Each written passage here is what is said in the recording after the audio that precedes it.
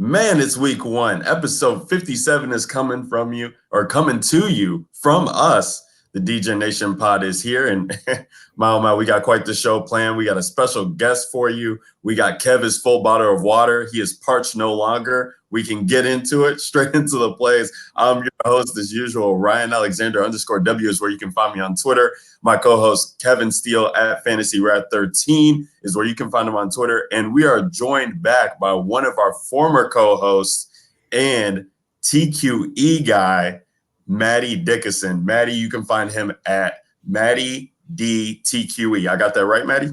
That's right. On Twitter. Simple enough. Maddie, had to make the Twitter handle a little easier than years past with all the underscores, you know. I know, but I had it in my head, and I was like, man, you know what? Let me just check on that because you've been doing things at TQE for a while now. So I was like, he has to have changed the handle, right? Yeah, made an update to the handle. But I'm glad to be back here with you guys on week one. You know, it feels like I never left. So, man, well, it sure does look like you have left because, you know, we were used to recording these podcasts, the three of us in our basement. And now, you know, we've all upgraded to apartment and condo lives now, as you can see in the background. And we got DraftKings up for everybody so they can see the plays as we're talking to them. We're live on StreamYard for the second time on the DFS show, live on Twitch, live on YouTube, live on Periscope. We're doing big things, Maddie, since you've been gone. So I don't know, man. Yeah, no, I'm loving the live setup you guys got here with they got the DFS DJ Nation logo up in the top corner, running live shows, multiple platforms. I'm gonna have to come back. If not, this isn't just a 1 week thing. I'll be back on this week or this year. We love hearing that. Well, guys, week one is here. We're here talking the Sunday main slate for you.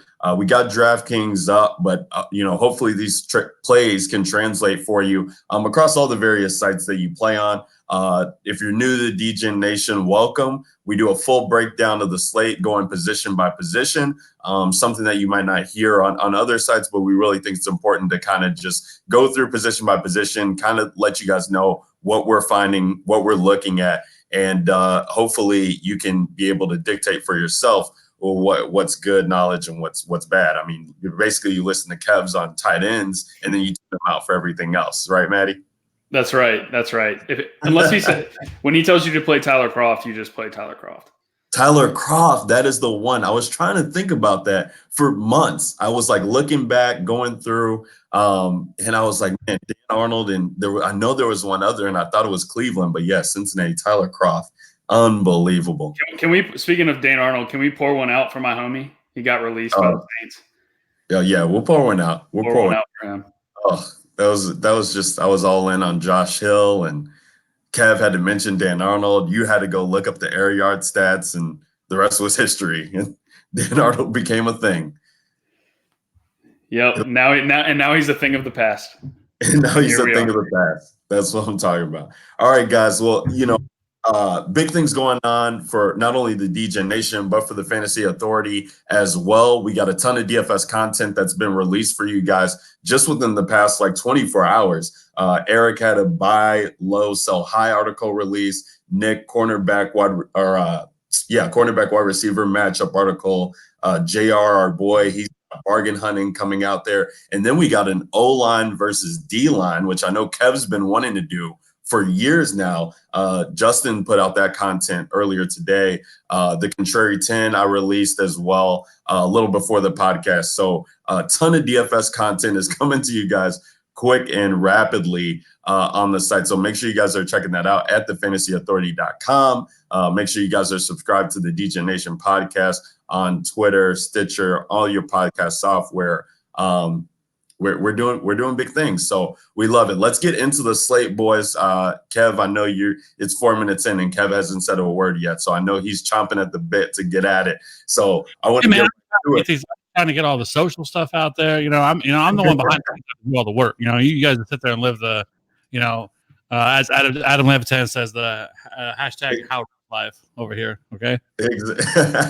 Like I told you, man, TFA has to have a plug, and I'm just the plug. I'm trying to plug it up. Let's look before we get into the slate. I kind of, last week episode 56, you and I, Kev, we kind of talked about strategy and just kind of how we attack DFS for, just as a precursor to the week. Preseason week 4, neither one of us were playing, and we kind of wanted to do something different. So we were talking strategy and what sites we play on and just ways that we do our research and attack it. And Maddie, you came up on that podcast actually because we know that you pretty much have a tight core that you deal with week in and week out. I know that we talked on the podcast in years past and just really doing multiple lineups, but really not straying that far off of the course and pretty much entering the same lineup multiple times across GPPs and just finding different contests and things to enter in and get an edge on people. So I kind of want to just hear your thoughts before we get into the full week slate, because I think it would be good for people to kind of hear from a third party and how you attack slates, sites you play on, and just a brief intro to your strategy and how you attack things for those who might be new.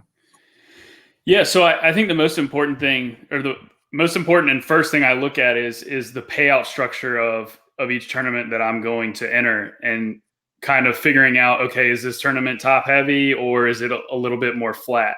And based on that, it tells you kind of what kind of team you need to build. If it's fully top heavy, like the Millie Maker, for example, a third of that prize pool goes to first place. You need something that's high variance and that can eclipse 250 DraftKings points to have a shot at taking that down.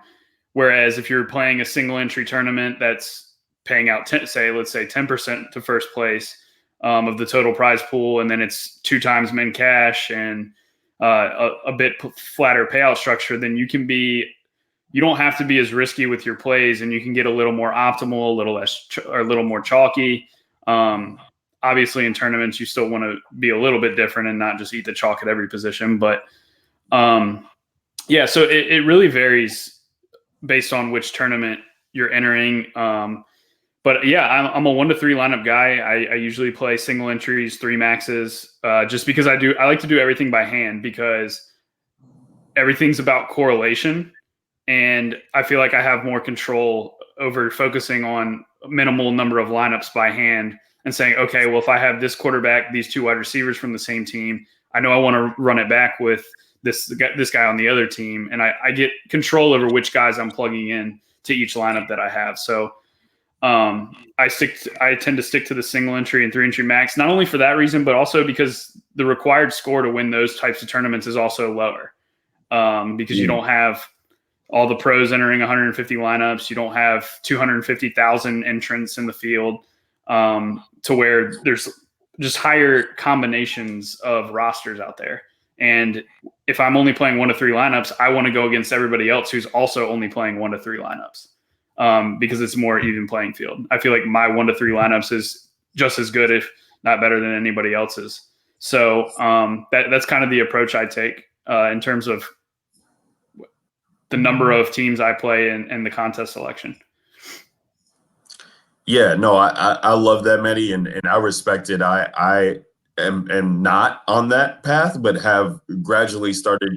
I'm a single entry player, but I still love to get in those 20 maxes. I still love to, chase the millie every now and then, and kind of have, talked about realigning what my strategy is over the years. And I respect that you've kind of just stuck to your mold, and it's led you to be successful and hit high in some GPPs and get some big wins that we've talked about on the DJ Nation pod and in the Slack chat that we have. So it's awesome to just hear that from you, hear that side from you, because Kevin and I operate on 2 different wavelengths. So yeah, I mean, if you're going to enter 150 lineups, you definitely need to be good about using a lineup builder of some sort. You need to make sure you have the roster build, whatever the sliders are set. You need to have your groupings right and your roster limits and all that set appropriately for optimal roster construction.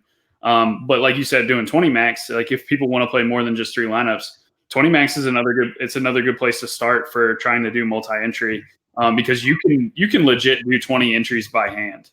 Right. It's going to take you probably a little bit. It's definitely going to take you a little bit longer, but I mean, 20 lineups is definitely doable, and you can still go in and control what your stacks look like and what your personal ownerships of how many teams you have certain guys on. You can control that pretty easily.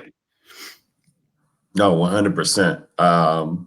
I do it. So it's like, it does take some time, but I talked about it last week. I mean, just being able to, Kev was asking me if I write my lineups down. I do every week. I write them down first, and then I kind of just have my spreadsheet that I kind of plug things in and play. And I like to keep track, like, do the players that I was on, are they spiking more often than not? Like, did I pivot off of somebody that would have like helped me cash? Would it have helped me won? Would it, I like to keep that in my Excel, but just writing things down, I think you get more memory of it, and you get better at remembering things if you write them down. So that's what I like to do. But yeah, Maddie, I appreciate you sharing that insight for the people that are new, and I think it'll help. So, and it might help for this week 1 DFS slate. So let's get into it. We got a main slate, guys. We got 12 games. So a lot of things to kind of dive into, a lot of questions that people are looking for answers to.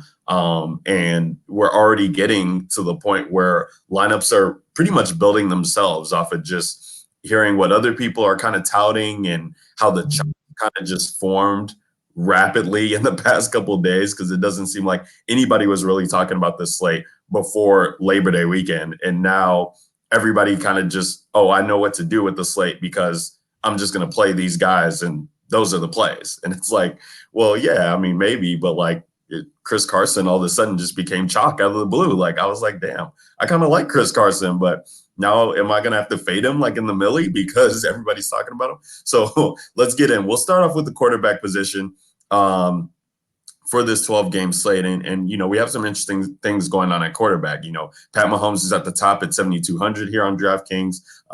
Andrew Luck is still here, but we don't have to talk about him. We know he's out of the league, retired. Jameis Winston comes in at your third quarterback, 6,600. Cam Newton, 65. Baker at 64. And then Russell, Jared, and Matt Ryan and Lamar Jackson actually round out the $6,000 range. I kind of want to talk about this. I think quarterback is one of the most it's an important position because, for stacking purposes and things like that, you kind of want to be on a player who can, hit that high ceiling for you, especially in tournaments. But Maddie, me and you also have talked about how the position, when you go down to the $5,000 range, a guy like Ryan Fitzpatrick, I'm not saying to play him, I'm just throwing it out there, he can put up 30. So by playing him at $5,000 as opposed to playing Pat Mahomes, if they end up with the same point ratio, that could be good for you. Whereas like a wide receiver position, it's a little bit more volatile. So if you play a guy like Cole Beasley and he gets 10, but you play Julio, he gets 45, it's a little bit more crazy. You don't see that discrepancy at the quarterback position all that much. Kev, I'm going to start with you and kind of pick your brain on what you're looking at with quarterback this week and kind of where your head's at and where you're going. Yeah, so I think there's a lot of different ways you can go this week. Across the slate, not just at quarterback, but all over. I feel like there's so much chalk this week. Thank God that Zeke came back, so we don't have to have Tony Pollard free square week.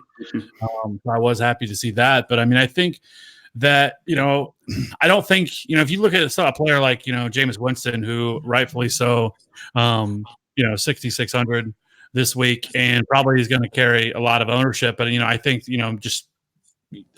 Looking at him, and it seems hard for me to play him whenever I could play Jimmy Garoppolo, who gets to face the Bucs defense at home at 5,800, and then so he's somebody that I definitely am going to have a lot of exposure to. I think stacking him with whether that be Dante Pettis or George Kittle, I think makes a lot of sense. We've talked about for a while now that I think Matt Stafford. That I still think that he is a solid play at 5,400. Going against Arizona, we've talked about their two corners are going to be out. That defense looks really, really bad. The only question mark you have is how much volume are they going to see? Are they going to have to air it out? You hope that the Arizona offense that can push them to the point where, that they have to, rely more on the pass, because I think then, that opens up Matt Stafford big time. Pair him with like a Kenny Galladay stack. One that I really do like and is growing on me more and more, and that's Nick Foles. I think I think that's one of the most cheapest, stacks you can get, because all of them are priced down. Whether you want to pair him with D.D. Westbrook or Chris Conley, I think there's a lot of different ways you can go there. So, I think, those are, those guys I think are very interesting.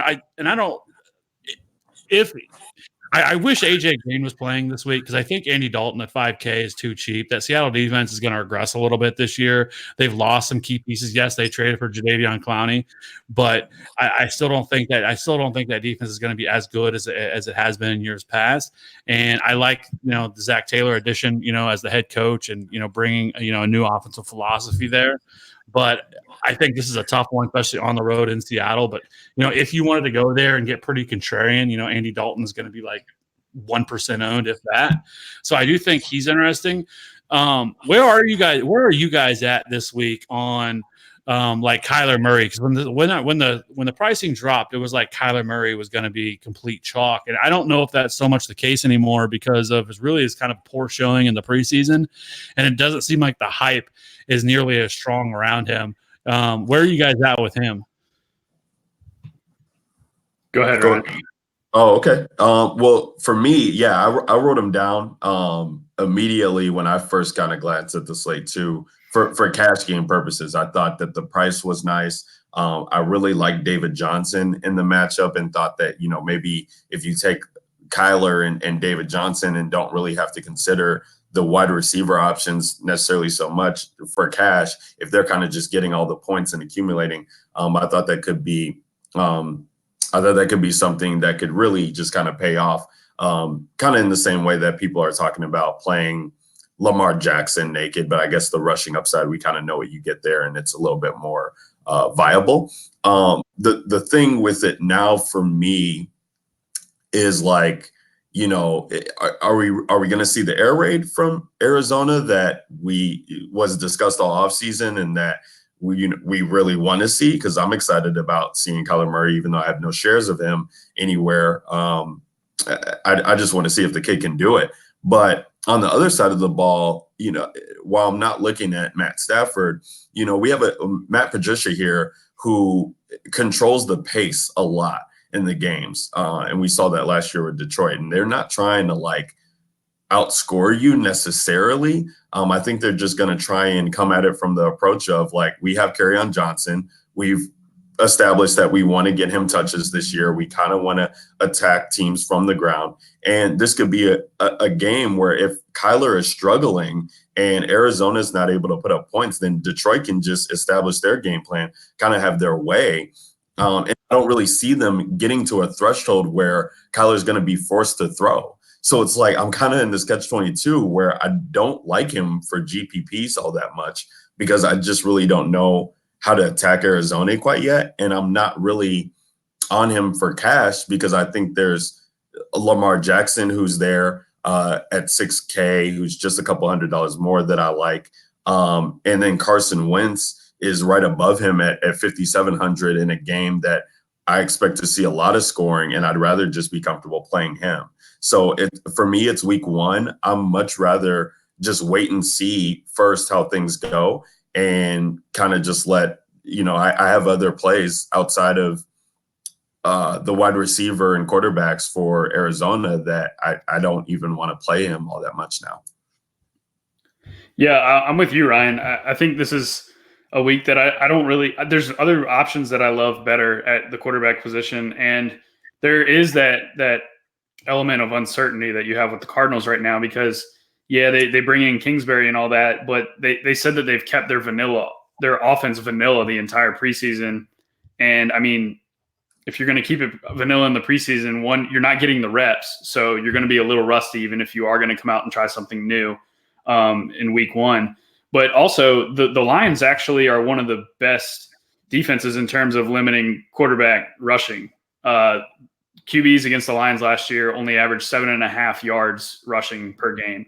And from what I remember, the Lions played some good rushing quarterbacks too, and limited them.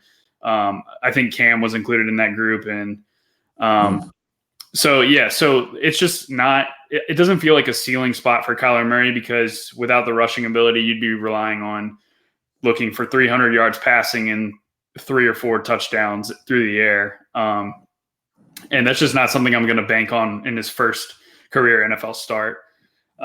So that's my lean with Kyler Murray. I hear you, Maddie. So you're not playing cash games, but you are making teams that are pretty tight knit, and we talk about stacking all the time. So I assume that you have pretty much maybe one or two quarterbacks that you're really looking at this week that you kind of want to target with the other options you're playing and keeping it tight. So who would those quarterbacks be for you? Yep. So the first one is actually top of the list, Pat Mahomes. Okay. So if you look at the teams that the Jaguars did good against last year in terms of defending the pass, you've got the Giants, the Titans, the Jets, the Texans twice, the Bills, the Titans again, the Redskins, the Dolphins. These teams are horrible. Like, yes, okay, Jacksonville was good, but their strength of schedule last year was just not good in terms of pass offenses. So, okay, well, what did they do against the good defenses or the good offenses? So you have the Patriots. Brady threw for 220 and 2 scores. Pat Mahomes threw for 298. He did throw for 0 touchdowns, but he almost got that 300-yard bonus. And I think him throwing 0 touchdowns again, I don't think that's going to happen. Then you have Carson Wentz, 262 and 3 scores. Andrew Luck, 285 and 3 scores. Big Ben, 297 and 2 scores. Like any offense that resembled any sort of good passing game put up production against the Jaguars. And I mean, the Jaguars gave up 29, 30, 40 points multiple times last year. So I think this is a ceiling spot for the Chiefs. You mentioned Nick Foles earlier at the top of the show, and I don't hate that call, like running it back, but my thing with Nick Foles is I think he's going to do well enough to push the pace for the Chiefs, especially with DiFilippo coming in from Minnesota. Looking at the Vikings pass percentage in both neutral situations and when they were down by 9 or more points, they passed 63% and 83% of the time in those two situations in Minnesota last year. So if they're down, DiFilippo is going to call pass plays, and I actually think that the Jaguars offense with Nick Foles and Westbrook and Fournette is going to be able to put up some points against this Chiefs defense. And the defense is a big reason why I have interest in Mahomes, because the Chiefs defense last year allowed 28 points, less than 28 points, only 2 of their 8 road games last year. And they allowed 33 or more points on 5 of their 8 road games. So you're looking at Mahomes is just going to he's going to hit his volume ceiling here. And he actually scored less than 26 points, DK points, 0 times on the road last year. So I don't think people are going to just load up on the Chiefs. And when that's the case, I'm just going to go all in because it's the best passing attack. And quite frankly, I just don't care who the defensive matchup is. Mahomes is he's matchup proof essentially. And there are arrows that point to this actually being not a blowout. I mean, Vegas has this as a 3.5 point spread. So yeah, I think especially with McCoy coming in and the uncertainty around Damian Williams, like, oh, is this our guy? Oh, well, let's bring McCoy in. They're not just going to just run the football over and over again. Like, this is Mahomes' team, and they just signed Tyreek to a massive extension. So I'm all in on the Chiefs this week, and that's where I'm going. Ooh, baby. All right, let's go to Insider for the Chiefs, Kevin Steele at Fantasy Wrath 13. Can you agree with that? Do you confirm? Yeah, and I think there's 2. I think, with all the fantastic plays that are on the slate, especially, I feel like that there's a lot of players that are underpriced. I think a lot of people look at like, oh, you don't have to pay up for Mahomes this week. Oh, they're on the road. They're playing the Jaguars, and people just see that. And I think naturally, I don't think his ownership is going to be nearly what it should be I mean, this team last year was pretty much matchup proof, right? And I've heard some people say, well, if you go look last year, Pat Mahomes actually had his worst game of the year against the Jags, but I think people forget that the Chiefs steamrolled the Jaguars last year. Like, it wasn't even close. Like, they destroyed them last year. And that was at home too, where the defense plays much, much better, as I'm sure you know. Yeah, and so it was a different game, but people will look at that and be like, "Oh, look at that!" The Jaguars were able to hold down Mahomes last year, and he really wasn't. And it was just the fact that the Chiefs just crushed them. I mean, Blake Bortles was awful, like per usual, and so I don't think a lot of people are going to want to pay the $7K price tag for Mahomes. But I mean, we know his ceiling is as high as anybody on this entire slate. They're going to have their entire offense is healthy, and like, to be honest with you, I've been kind of saying this offseason that this offense is better than what it was last year. They brought back all their pieces, plus they added McCole Hardman into the mix, and it is going to be nasty with having. How are you going to stop when they want to go 4 wide and they put Hardman on the field with Watkins and Hill and Kelsey? Like, it's just like, I don't know how you stop that, right? As a defensive coordinator, I don't care how good your defense is, you're not going to have answers for all of that.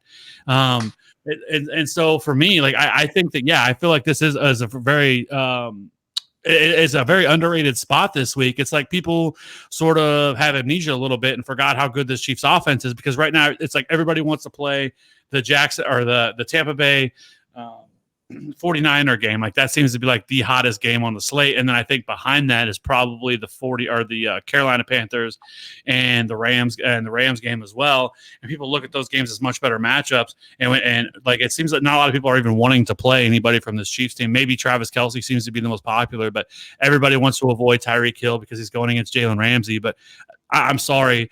I've said it once, I'll say it a million times. There's not a cornerback in this league that can stop Tyreek Hill. Like, Tyreek Hill is just a matchup nightmare because of his ability to gain separation on defenders. They're going to move him all over the field. They're not going to let Jalen Ramsey just get all up in him, and press him and everything else. So I think Patrick Mahomes is in a fantastic spot. And I guess we'll talk more about, who you pair him with later. But I definitely think that, the Chiefs are 100% in play this week.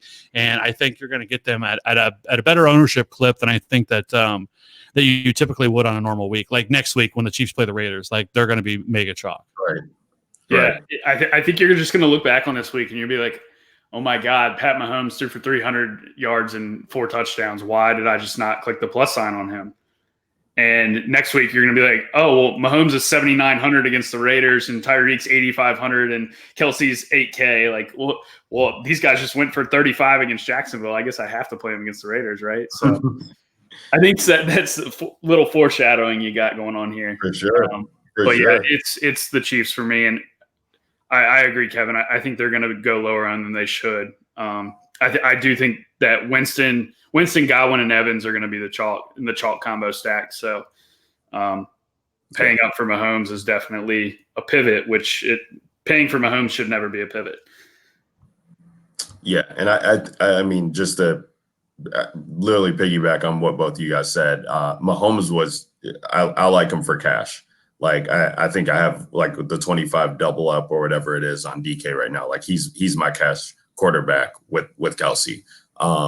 Because I just, for cash, I don't like thinking about the what ifs with points. So like for him or for me, it's just like, okay, it's Mahomes, and then Carson Wentz is in a great spot for Philly. So let me just get points there. I'm not trying to get cute. I just want points. And I think it's just the easiest way to go about doing it for cash. And then on FanDuel too, I think Pat Mahomes is a great play on FanDuel, where he's, even higher price there, but still the top quarterback. And to pair him with those weapons, like, it's pretty hard. It's tight pricing on FanDuel to get that stack in. You have to really like be strategic and kind of know what you're doing. You can't really be casual over there with your build. So I like that over there as well too. Before we move on to running backs, guys, I just want to talk about kind of maybe let's give them kind of our 3 quarterback options that we feel comfortable with from a tournament standpoint, because that's what a lot of people love to listen to on this. So for me, I had written up in my article this week Russell Wilson and Phillip Rivers. So those are 2 guys that I love, along with Oh, I'm sorry. I wrote up Russell Wilson and Eli Manning, but also then have Phillip Rivers in my Millie team. Those are three guys that I'm leaning to in tournaments. Russell Wilson, it's just, I mean, this guy is the catalyst for Seattle. He's going to take them. He's going to take them where they're going to go. And the Carson news for the DFS community had just got me thinking on pivots. I love Tyler Lockett this week. I think it's a nice stack. You can go mega stack with him, Lockett, and Carson, and kind of get all the points there from Seattle because they're really limited in other ways on how they're going to score. Plus, they're going against a Cincinnati defense that gave up the second most rushing attempts, I believe, to the quarterback position. So if Russell can get loose, that'll be enticing. Phillip Rivers, for me, it's kind of like I just had an epiphany. I mean, Melvin Gordon's not going to be there. They're going to rely on Phillip Rivers a lot, I feel like, in this game. And even with Austin Eckler out there, the guy catches passes. Like, that's great for Rivers' upside. Keenan Allen is going to be out there. This dude balls out. I mean, I was at the Pittsburgh game last year when Melvin Gordon wasn't playing. They had Austin Eckler and Justin Jackson out there, and Rivers just was bananas with Keenan Allen. Like, this guy, he has his guys that he targets. He doesn't think about anything else. He goes for them. And Hunter Henry's in a massive, huge plus side upside or matchup for him as well. So I kind of like the pairing with Rivers, Keenan Allen, and Henry. And for me, Eli, it doesn't feel good. It never feels good.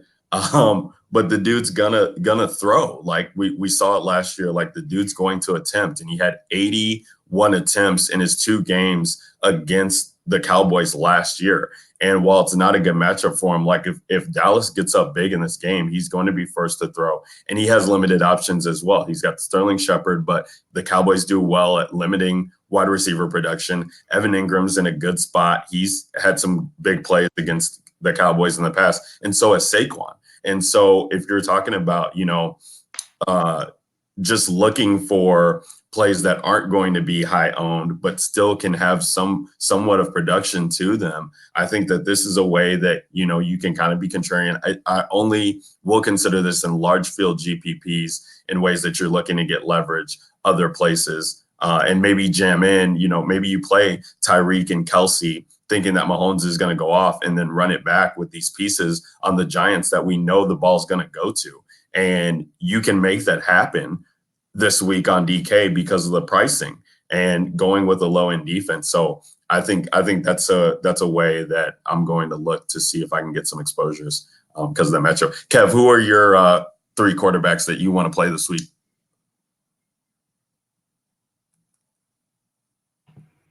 Well, actually, before we get to that, there is something I wanted to ask real quick, which I don't know if anybody had brought up, but does anybody want? I mean, Jacoby Brissett's 4,400.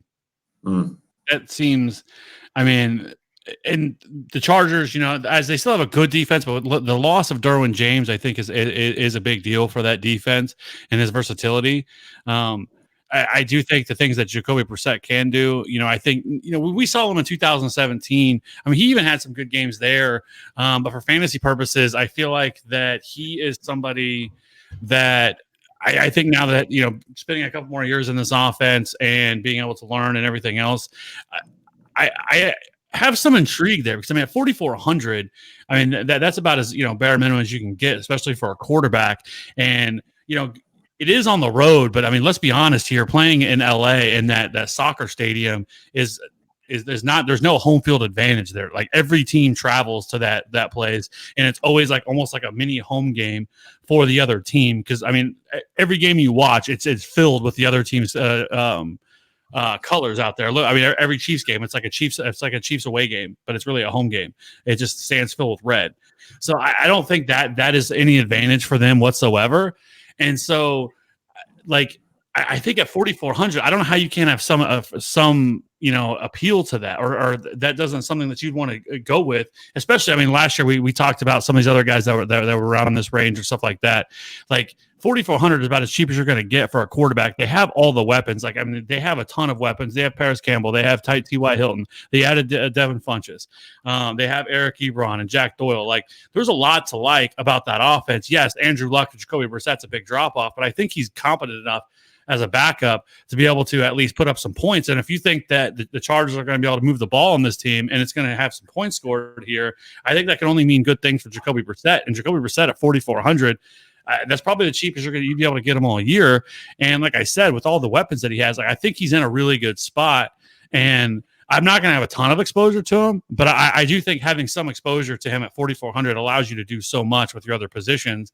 And if you were going to stack him with somebody, I'd probably want to stack him with somebody because he does throw a very pretty deep ball. He can do that very competently. And so I think, pairing him with T.Y. Hilton, it's not as ideal because, T.Y. Hilton team has better splits indoors than he does on the road. But I think he can. I still think he can do it. So for me, I think there is some appeal there to play Jacoby Brissett at 4,400. I still don't think many people are going to play him.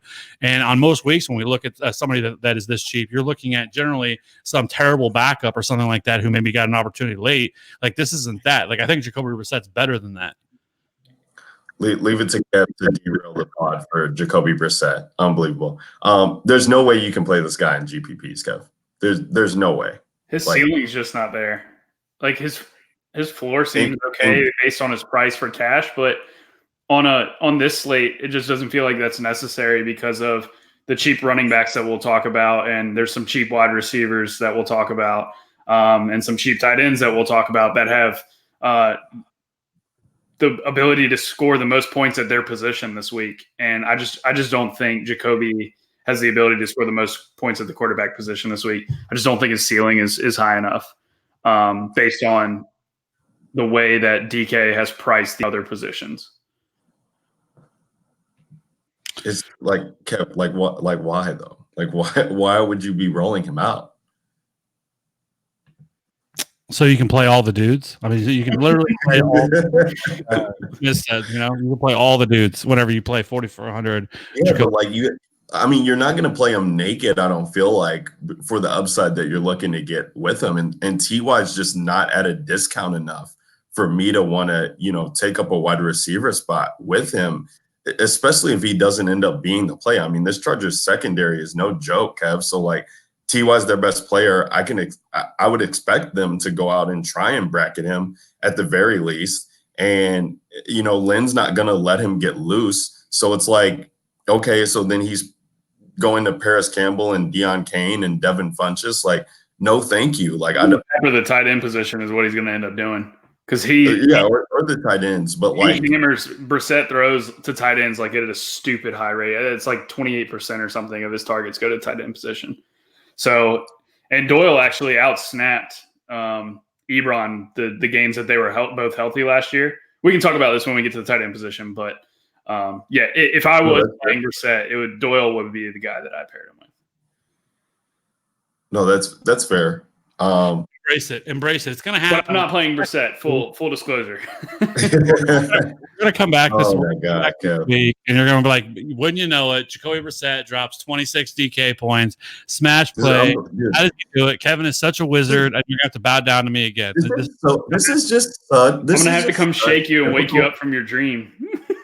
This is just such typical Kev, dude. It's so annoying, and I'm so happy you're here, Maddie, because he's doing this on purpose to get me riled up. It's like, bro, we talked about Josh Allen last year when the dude was under 5K in cash and to get exposure to him, and you lambasted everybody, dude. Everybody who wanted to play Josh Allen and actually consider playing him in tournaments if you could get him with the right piece because of the rushing upside, at least, that you were getting.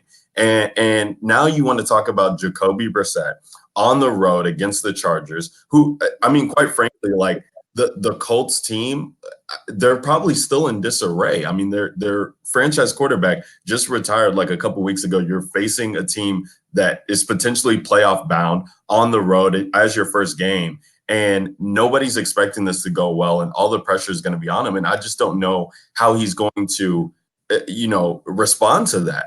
And well enough for me to even consider taking him in my high stake GPPs or any even type of dollar amount on this guy that is not a double up. It is just kind of ludicrous to me. It's absolutely ludicrous. I can't believe you're considering playing him.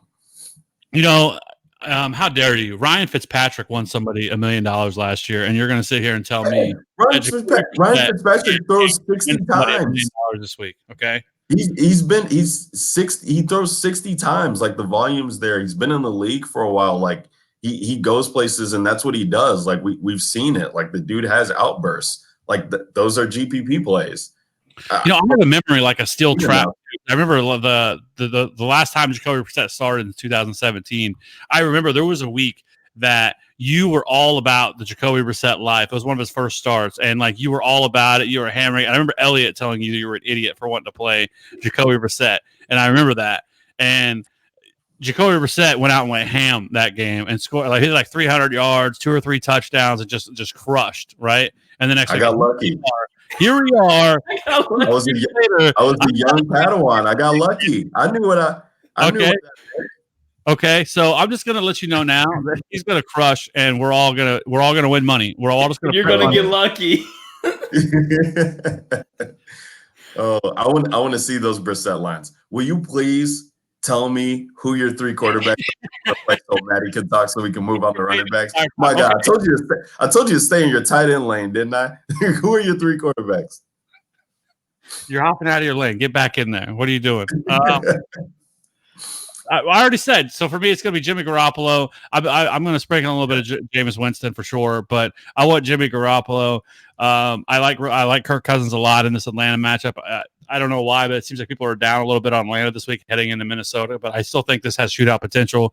So I think Kirk Cousins at 5,500, and then I'm going to have, obviously some Mahomes, but then I also really like Nick Foles, who I feel like this is a game that they're going to have to keep up, and Nick Foles is going to have to throw the ball a ton. So, and I do think with, the new offensive coordinator there, this is not going to be the same situation that we used to see in the past, where they just want to, pound the rock 30 times a game. I don't think that's going to be the same type of offense, and they're not going to be able to do that anyway. So 5,300 Nick Foles, maybe a little, little revenge, right? He used to coach against Andy Reid, or used to play for Andy Reid, played for Kansas City.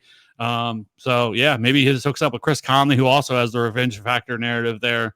And they just crush. So, but yeah, I like those 3. Those are probably my 3 highest guys. Maddie, who you got? Yeah, I already went on my rant about Mahomes being my top overall play, but outside of him, it's 2 guys that are they're basically the same price, and it's Dak and Lamar. I think Dak is going to have some sneaky volume here because I'm not sold. I'll talk about Lamar first, and we can transition into running backs on my Dak take. But Lamar against Miami. Miami gave up the 3rd most rushing yards to quarterbacks last year, and they also gave up 250 yards and 2 scores through the air per game. So Lamar's got a really solid floor just inherently based on his rushing ability, but you pair it with the fact that Miami can't stop a nosebleed from the quarterback run, and you actually have a ceiling spot here for Lamar. He flashed his ceiling ability a couple times last year, and we know that the dude's already got a safe floor. So, and he's actually a type of quarterback that you don't even have to pair with anybody really, because a lot of his upside comes from 100-yard rush games. So, I have interest in Lamar, and then my Dak take is because I think that Zeke is not going to get a full workload here.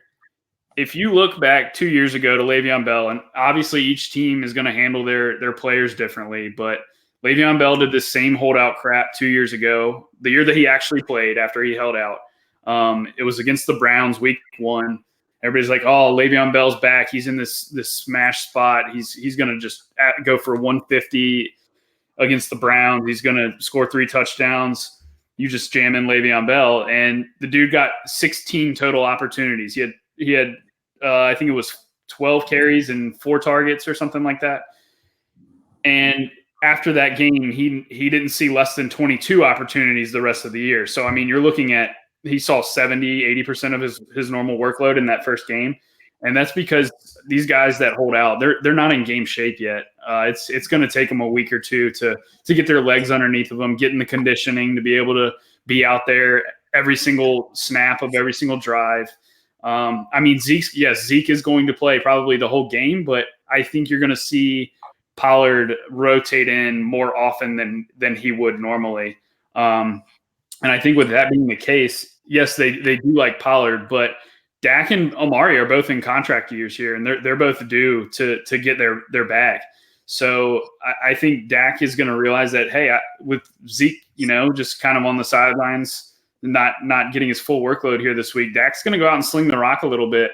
And he put up Zeke missed the Week 17 game. He was the only starter that sat Week 17 last year. Dak threw for 387 and 4 scores against the Giants. So Dak's got that ability. It's just the volume is always the issue with Dak. Are they going to just run Zeke into the ground, or are they going to let Dak sling it around a little bit? And Gallup is turning into a better receiver this year. Now he's in year 2. Obviously, Amari is a beast. And then you got Witten, who's a red zone threat. And, I mean, the running backs are involved in the pass game as well. So I think Dak is sneaky here. And you mentioned running it back with the Giants pieces. You know where the Giants production is going to come from. So, again, this is a sneaky game to stack. Interesting. I like that. That's what we talk about here on the DGen Nation pod. We got to get on the plays nobody's talking about. I love it. All right, let's move on to running back and dive into this position. That's a good little segue there, as we have Ezekiel Elliott priced as the highest running back here on DraftKings at $9,200. And then the second highest price, $200 less, Saquon Barkley in that same game, $9,000. Got Christian McCaffrey coming in at $8,800, Todd Gurley at $7,900, David Johnson. Melvin Gordon won't be playing, so we got Le'Veon Bell. That rounds out your high price guys, and then the likes of Joe Mixon, Nick Chubb, Damian Williams, Leonard Fournette, Dalvin Cook, in that mid range there that people are talking about, and you got Kerryon Johnson, Carson, Eckler, Devontae Freeman, Ingram in this kind of cheap range, and honestly, like where most of the chalk is coming from is kind of that low mid range to basically $5,000 to $7,000. I mean, Chris Carson, we've talked about it already. He's getting hype. I mean, and it's a good matchup for him against Cincinnati. So at 5,700, I don't blame people for doing that. Dalvin Cook, he was one of the first people I saw people talking about, as Kevin alluded to, people wanting to play Kyler Murray. Like Dalvin Cook came in at 6,000, and that was right after he had a preseason breakout for that 85-yard play or whatever it was. And they're talking about using him more in the passing game. We know Atlanta defense likes to give up a lot of pass catching plays to the running backs there. So that's interesting. Leonard Fournette at 6,100, if he's going to be a bell cow back, and this KC matchup stays close as Vegas is projecting it to, you got a lot of interesting plays and ways to go here. But plus, you got a guy like, Austin Eckler comes in at what? He's here at 5,500, and then Justin Jackson, you got to go all the way down. He's $4,000, and he's the inside the tackles running back that they're going to be using. And at $4K against an Indy team, if the Chargers are up, like I could see people using Justin Jackson as a pivot there in tournaments when you can get him, because we've seen it happen before. Like that Pittsburgh game I alluded to, Justin Jackson ended up being the play. It wasn't Austin Eckler. So that's good. Let's talk about the running back position. I want to hear where you guys are at. Maddie, get into your guys and who you're looking at from the running back position to start us off. Yeah, so you mentioned that 5,500 to 6K range, and I think that's going to be where I end up on my running back position, especially since I'm going to be playing Mahomes and company, and those guys are not cheap. So I think that my 3 running backs, I'll end up with a running back in the flex just because of running backs a little easier to predict, and there are so many good spots this week for running backs. But, you talked about Carson being in just a great matchup. Biggest favorite of the week is the Seahawks. They're -10 at home against Cincinnati. Cincinnati was 30th in adjusted line yards, 29th in power rank, 30th in stuffed rank, 28th in second level yards, and 21st in open field yards last year. So you're looking at just a dream matchup for a guy who's playing on the run heaviest team in the NFL at home and a 10-point biggest favorite of the week. It's just, I know he doesn't have pass catching upside really. But in this matchup, the only thing that can burn me here is if the Bengals come out and put up points early on Seattle and they just have to abandon the run. But even then, I don't think that happens because they don't really have the wide receiver personnel right now to just throw the ball around the yard. They're going to have to run the ball, and I'm trusting that they're going to do that here. So Carson makes a ton of sense at his price tag and based on the matchup and everything. Outside of him, you're looking at Fournette is an awesome run back in that KC Jacksonville game because they've said that they want to involve him more on third downs and in the pass game and all that. So he's going to be an every down back, and it's never a question of is Fournette good enough. It's a question of how healthy is Fournette all the time. And in week one, when he's got no injuries and he's fresh, that's the time you want to jump on him and take advantage of this cheap price tag because he does have the ceiling. And as soon as they get inside the 5-yard line, you know where the ball's going. It's going to Leonard Fournette, and he's going to pound it right into the end zone. Especially the Chiefs are a defense that you can run the ball on too. So you're looking at both pass game involvement and a good rushing matchup here. And what I project is one of the highest scoring games of the week, and Vegas has it that way as well. And then outside of that, you mentioned Dalvin Cook. He's the third main guy that I'm looking at in this range. And we target Atlanta with pass catching running backs. And Atlanta was actually bad in the advanced line metrics. When I was looking at that earlier this week, where's Dalvin Cook here? So Atlanta was 31st in the adjusted line yards, 27th in power rank, 32nd in stuffed rank.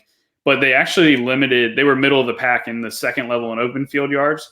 So that tells me that Atlanta's defensive line was horrible last year and that they were relying on their linebackers and safeties to come up and make tackles in space to limit the big yardage gains. And I think the guy like Dalvin Cook, a team that has now changed offensive direction and is going to want to run the ball more, I just think that this is just a no-brainer play to just play Dalvin Cook here at this price tag. And then other than him, you mentioned Eckler. I love the spot for Eckler.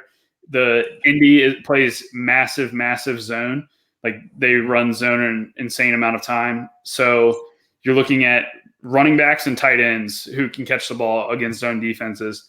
And that's where Indy gave up all their production last year was to the pass catching running backs and tight ends. So Eckler makes a ton of sense in a PPR format, and we've seen him steal goal line carries away from Melvin Gordon at times. So I anticipate him being involved at the goal line as well. So those are the four guys that I'm looking at in that range. And based on my roster construction, I'm going to end up probably with three of them. But you obviously can play. I'm not going to talk you off McCaffrey and Barkley at the top. Those would be the two guys that I paid up for if I was paying up. But I just based on my roster construction, I don't know that I'm going to get there this week.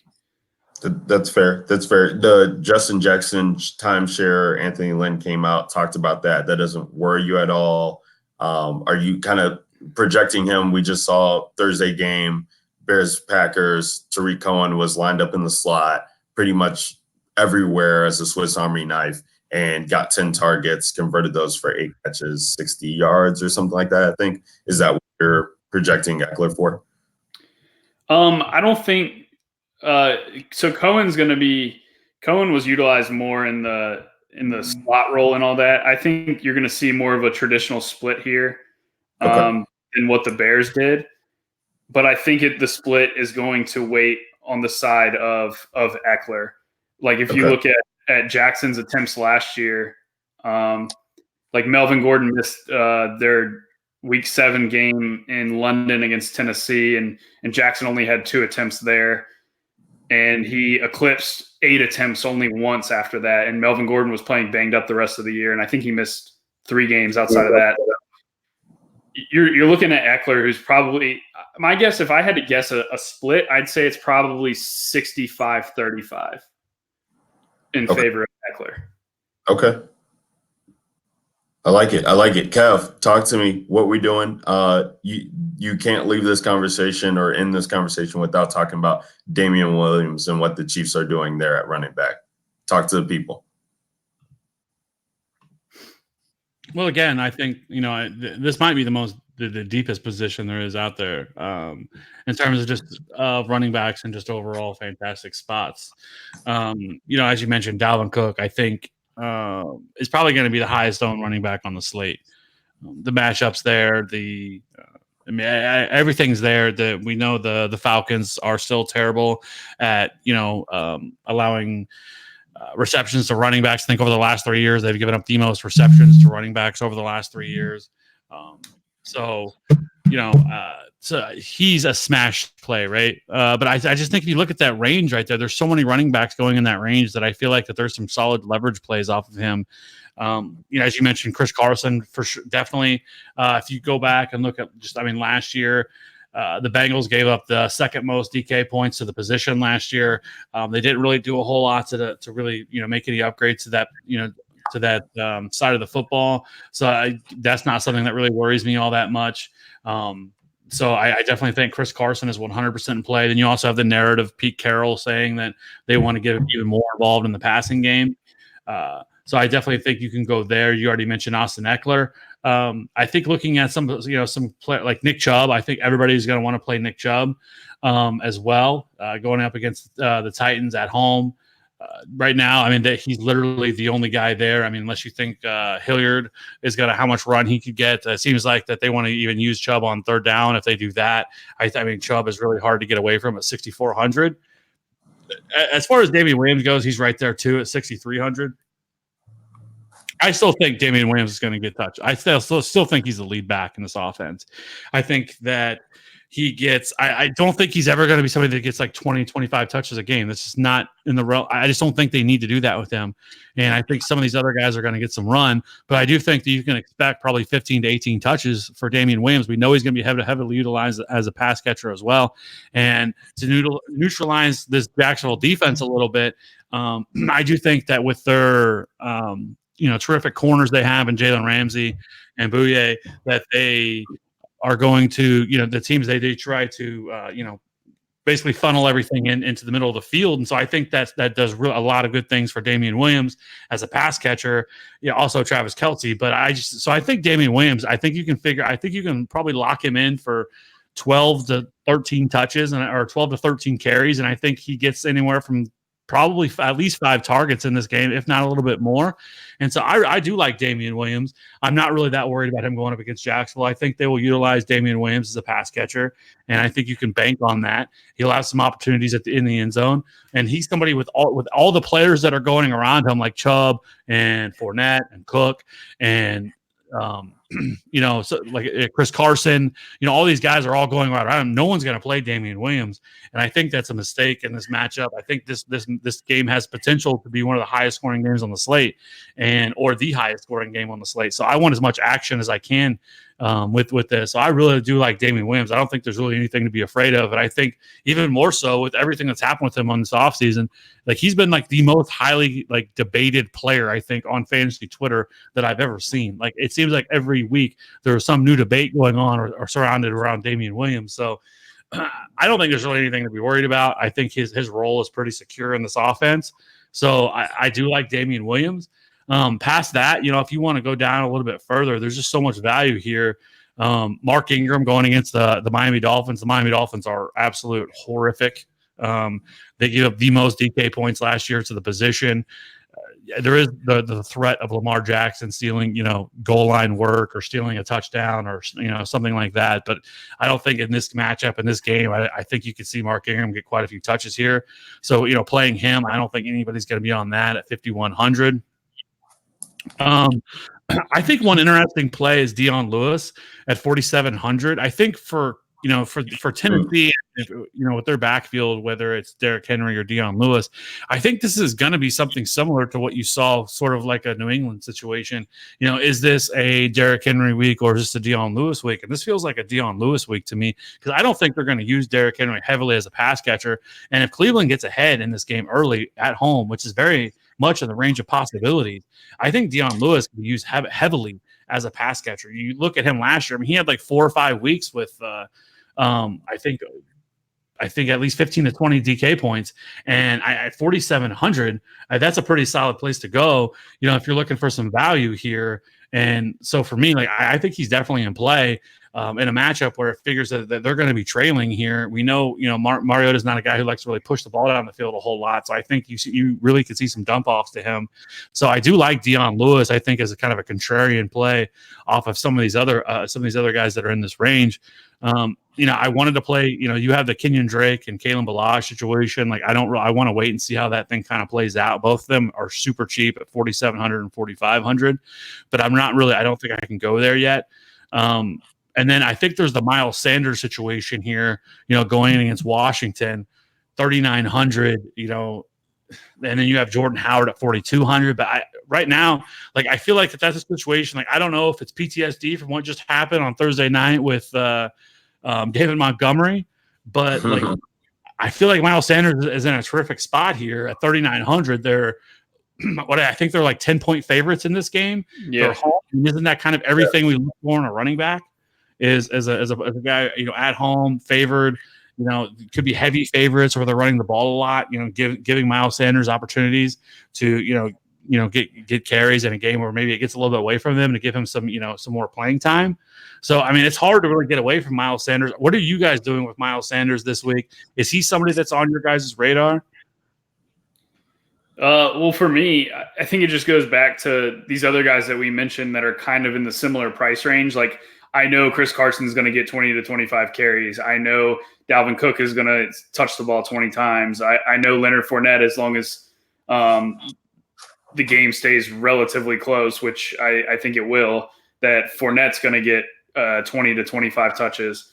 So I don't think that you really need to go to Sanders, but I do think that it is one of the best spots on the board in terms of matchup and home favorite and all that. And Sanders is a talented running back, but they did trade for Jordan Howard.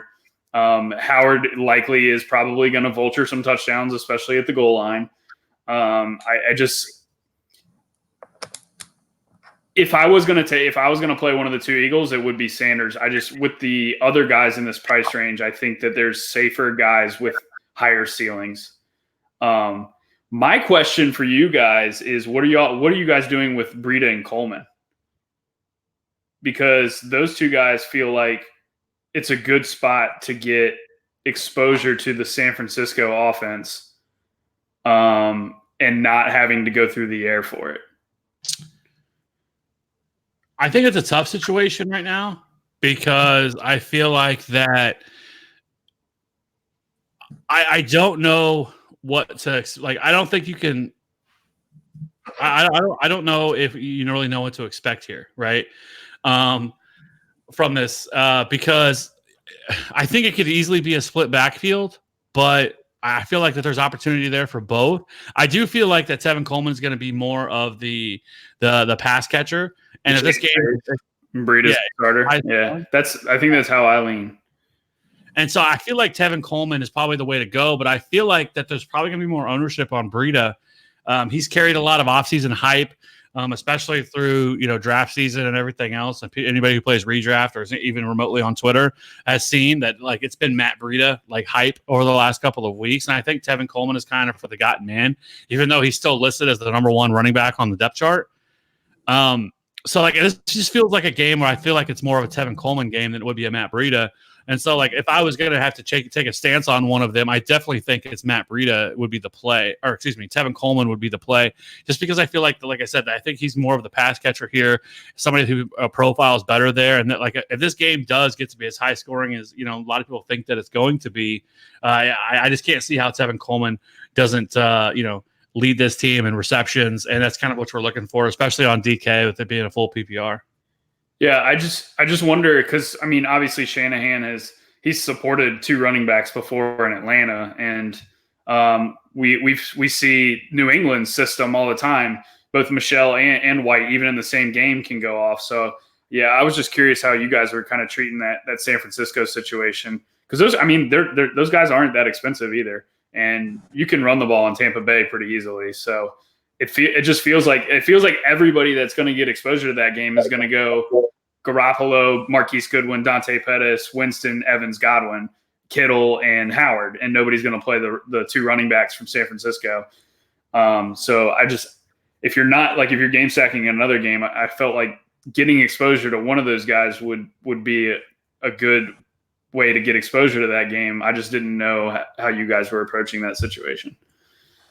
Speaking of that situation, though, there is one other, like in that same game. I don't want to play any Peyton Barber or Ronald Jones. You're going to play Dare. That's what I was about to ask. I was like, what about Dare, right? He's supposed to. He's projected to be the pass catching back in that offense. Like they've said he's supposed to be the third down back, right? And if this is a game that we think that they're going to have to throw the ball a lot, like I don't know, like nobody's really talking about him as a play. And I just think I'm almost positive. I have to go back. I'm going to look real quick, but I'm almost positive he's 3K, he's bare minimum. Yeah, he's 3K. Yeah, he's flat min at $3,000, and a game that we're all expecting to be one of the highest scoring on the slate. He's going to be the third down back. He looked very explosive in the preseason. Like I don't know. Like I feel like this is a spot to kind of get a little contrarian and to get a little bit different and still get exposure to this game. Maybe it's a little crazy, but at 3K, like I'm not saying go out and and jam him in 40 or 50% of your lineups, but I think he's somebody that I would definitely just want to sprinkle in. Who, would it be crazy to say if the guy goes out and gets 5 catches for 60 yards or something like that? Or I don't think that's all that crazy to say for something like that. And at $3,000, what he allows you to get the rest of your lineup, I think there's some merit there to what he can do. And he's a bigger back. It's not like he's just a satellite back. He's somebody that could definitely, find his way into the end zone as well. So I've said all offseason, I feel like he's actually going to be the lead back by the end of the year if they don't go out and trade for like a Melvin Gordon or something like that doesn't happen. Like I think he's the lead back. I think he's the most talented running back in this backfield.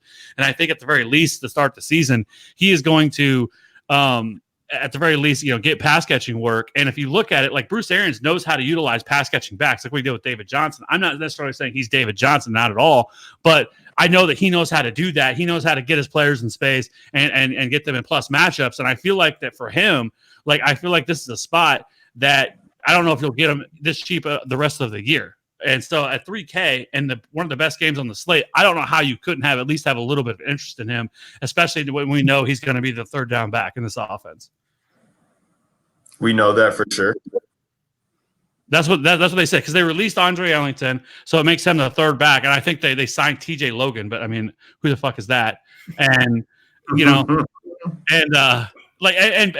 Peyton Barber and Ronald Jones are not pass catchers. That is not their strengths whatsoever. Like neither one of them are any good at doing that. Ronald Jones was never good at that in college. He comes here in all preseason. All the beat reporters have said how much he has struggled with even trying to be a pass catcher. So that's what I'm saying. Like I really honestly feel like this is where we're heading with this. And at the very least, he carves out the role as the pass catching back, which is what I would want in that offense. And I think the ceiling here is that he takes over the offense. Yeah, I mean it's definitely a better play than Jacoby Brissett in GPPs. I'll say that much. But I got to take it as a wait and see approach. I mean, especially with what we just saw with David Montgomery with these rookies. I know I was cut out when you guys were talking Miles Sanders, and that was kind of my same feeling with that too. Is like I don't know if I need to go there just yet, and even so, like Kev, I don't. I mean.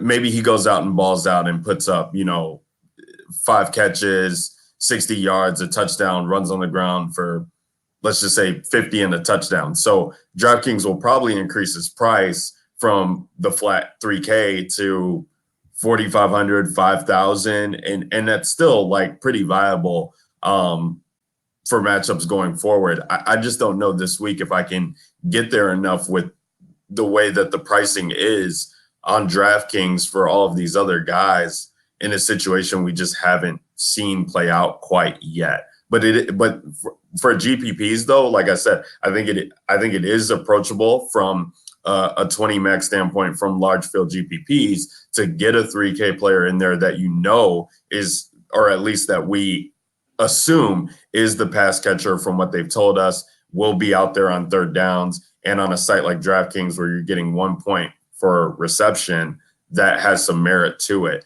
and you can play them in the flex. and still load up on viable running backs that you think are going to get you 25 to 30 at that position. So I do like it from that standpoint. I know you guys were talking about Tevin Coleman as well too. I like Tevin Coleman. You're talking about a guy, I don't know if this was said, but has played in that division against Tampa Bay multiple times when he was at Atlanta. So he's familiar with seeing this team. He actually has had some pretty decent games against this Tampa Bay team as well. And so I think that has a little bit of merit to it, especially when the surroundings are familiar for a guy like that. So I like him in that matchup a lot. I wanted to kind of talk about real quickly before we move on. Another guy that I'm liking is Joe Mixon in this matchup. It's just the offense is really banged up from Cincinnati, but the ball has to go somewhere. And I really don't know how I feel about Tyler Boyd, but Joe Mixon is a Swiss Army knife. I feel like at the position, he, catches passes, lines up in the slot as well. Big time rusher there, huge playmaking ability. And he saw the fourth most percentage of red zone rush attempts last year in 2018. So if they, somehow end up getting down there and he gets a score, we've seen this guy pay off dividends where, he's getting 100 yards on the ground and getting a score. Maybe he gets two. There's just so many limited options, especially with Auden Tate now on the injury report for Cincinnati, that I'm liking Joe Mixon a little bit in GPPs in this game. And like Maddie said, I'm not here to say it's for sure going to be Seattle and there's no way that Cincinnati can stay in this. If Cincinnati ends up putting up points, like where are those points coming from? I'm going to pick Mixon for that. So I do like him, but I wanted to get your guys' thoughts on Todd Gurley. Jesus, Kev. Todd Gurley and Le'Veon Bell. These are veteran guys. Todd Gurley, obviously same situation, but he, we know what he can do when given a bell cow role. And we kind of saw that teeter off in the playoffs and postseason, but now he's back. And it seems like they're going to give him that role again. Going against Carolina, this is a game that has a pretty high over-under, so points are expected to be scored. He should be there on the goal line. No CJ Anderson there to vouch touches from him. Is he viable? And then Le'Veon Bell there at 7,100 going against Buffalo. I don't see a lot of people talking about him as well yet. So you got two veteran guys here that are low price for what we know their production can be. Is there any merit to targeting these guys at all this week? So these are two guys that I've faded the entire offseason in terms of leading up to like best balls and season long drafts and all that. It's just two guys that I don't like their situations that they're in this year for different reasons. So you have Le'Veon Bell, who was obviously in the Steelers system, which is probably the most running back friendly system there is in terms of fantasy points. And now he not only goes to the Jets, but he goes to Adam Gase led Jets. And we saw Adam Gase single-handedly just not be able to use Kenyon Drake properly, and insisted on giving Frank Gore carries instead. And Bell's had a whole year off. We don't know what kind of shape he's in. Of course, the reports are going to say, "Oh, he's in the best shape of his life." But I mean, what kind of we're not going to get the 32 touch Le'Veon Bell that we had in Pittsburgh in that scheme friendly offense. We're going to get probably, my guess is in the 17, 18 touch range for Bell here. And I mean, is that enough for him to get to his ceiling on this offense? And I just don't think it is, both this week and over the course of the whole season.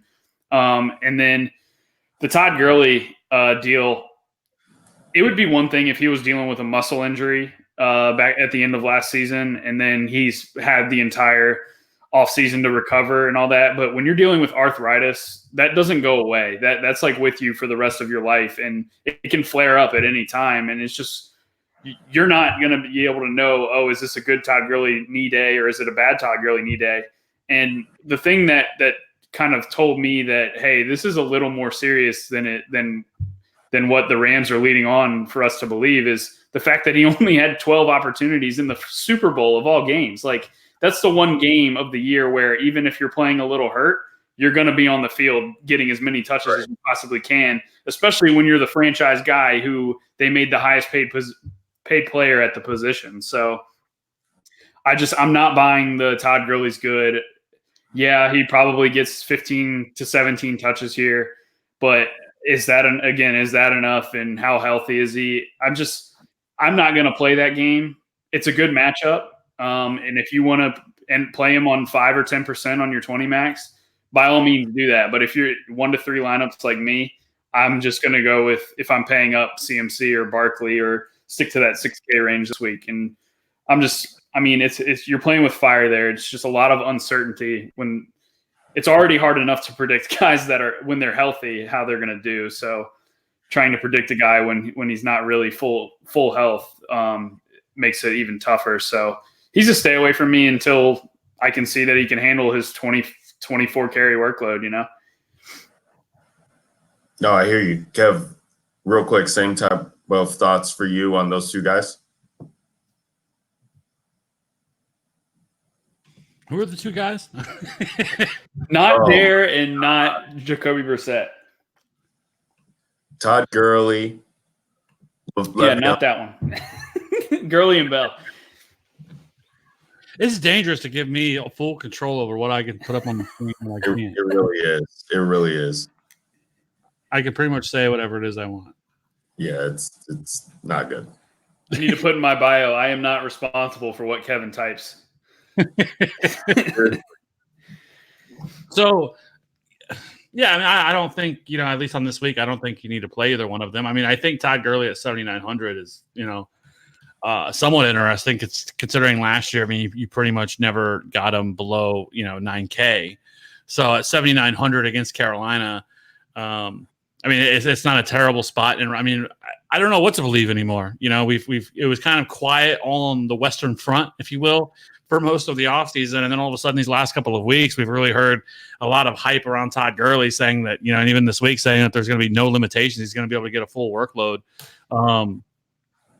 So I don't know. I mean, maybe this is a buying window for him where, he's not going to carry the ownership because so many people are afraid of, what his situation is going to be, which is why we saw, like, in draft season, why we saw, like, D'Angelo Henderson, like, rise up draft boards. And I think it was just a terrible decision by most people it was like,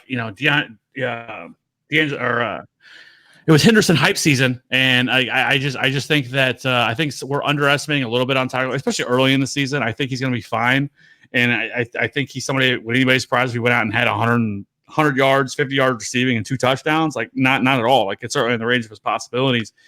So I think that he is at least viable. If you wanted to play him to get off some of that, the higher priced, Christian McCaffrey or Saquon or Ezekiel Elliott, because he's certainly in those guys' and he can do the same stuff that all of them can do. Like he has that same ceiling as all of them.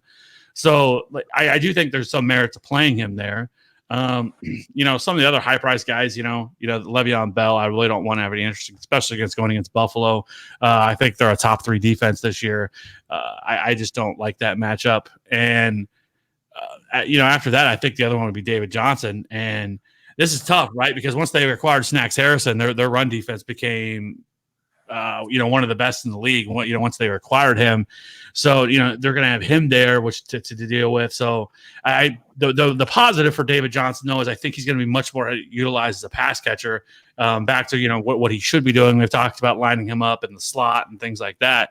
So again, if this is one of those sneaky shootout games that not as many people are on, I think David Johnson at 7,700, if you wanted to go there, I could understand it. I won't have a lot of exposure there. But I do think Todd Gurley, though, is intriguing. Something that would make me more interested in Gurley is if the Rams came out with one of their 3 running backs inactive. That would give me a little vote of confidence that, okay, maybe Gurley's going to see a full workload here and one of the other running backs is not active, so they're not worried about his knee. But that's probably the one thing that I would keep an eye on. But if both Malcolm Brown and Henderson are both active, just stay away. the one last thing I guess about the running back position, do you guys think that, I think that even when we talk about like a Dalvin Cook, for example, who I think a lot of people think is going to be really chalky, do we think that ownership, like that any running back is really going to be all that heavily owned because of just how many running backs are in terrific spots this week? That is going to kind of suppress their ownership versus, in some weeks where you might see a player who's like 40 or 50% owned in some spots, or maybe we don't see that. Maybe everybody kind of hovers around 20. Just because of the suppressed ownership, because there's so many good plays there's so many players that are in such good spots that we sort of overthink it instead of, or you might say, well, I'm going to fade Dalvin Cook a little bit because of, how heavy his ownership is in tournaments, but where it could end up being a mistake and you get in and everything locks and you're like, holy shit, Dalvin Cook's only like 25% owned, which is, much less than what you thought he was going to be. Yeah. I think it's going to be spread out myself. I think the one guy that would be the heavy one is probably Dalvin Cook.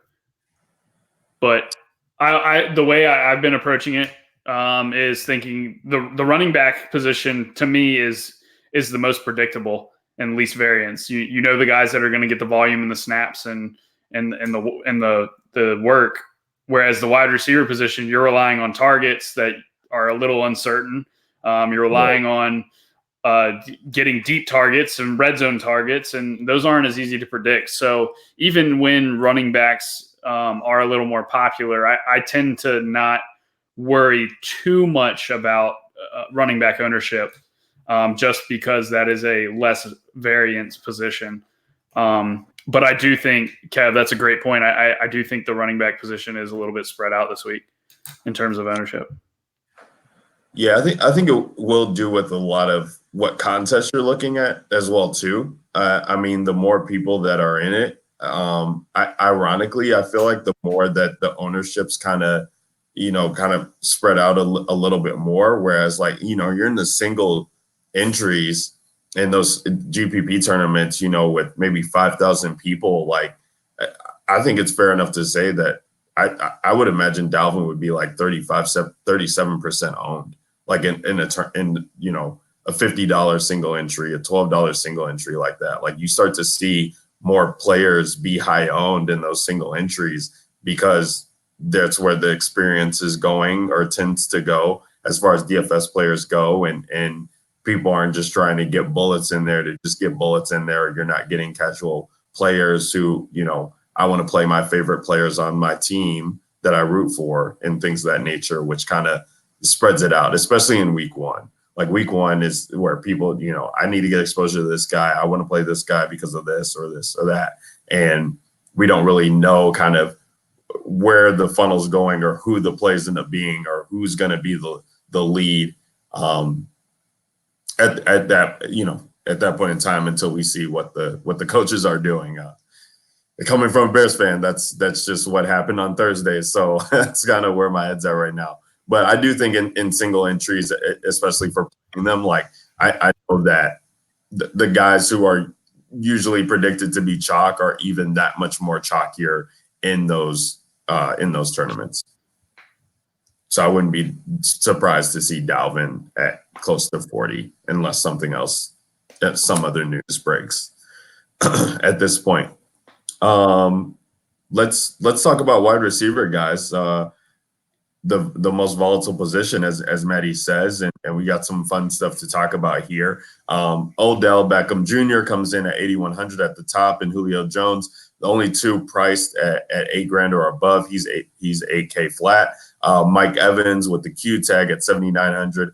Tyreek Hill, who loves playing on the road, substantial splits there, 7,600. Keenan Allen at 73. Amari Cooper comes in at 7K flat. And then we got Adam Thielen and Stephon Diggs right near each other. That's an interesting situation to monitor because Stephon Diggs right now is dealing with a hamstring injury. It kind of just came out of the blue on Wednesday and hasn't left the injury report yet. So, and Mike Zimmer actually said today that he just didn't know if he was going to play or not. So it's Friday now. We'll have to kind of monitor that going in. But if Stephon Diggs is not able to suit up, I mean, Adam Thielen's 6,800. Like, I don't know how you avoid this guy for cash games. because he's just going to see all the work. I mean, the pass catchers that they have outside of him is a joke, and Cousins will love to target him.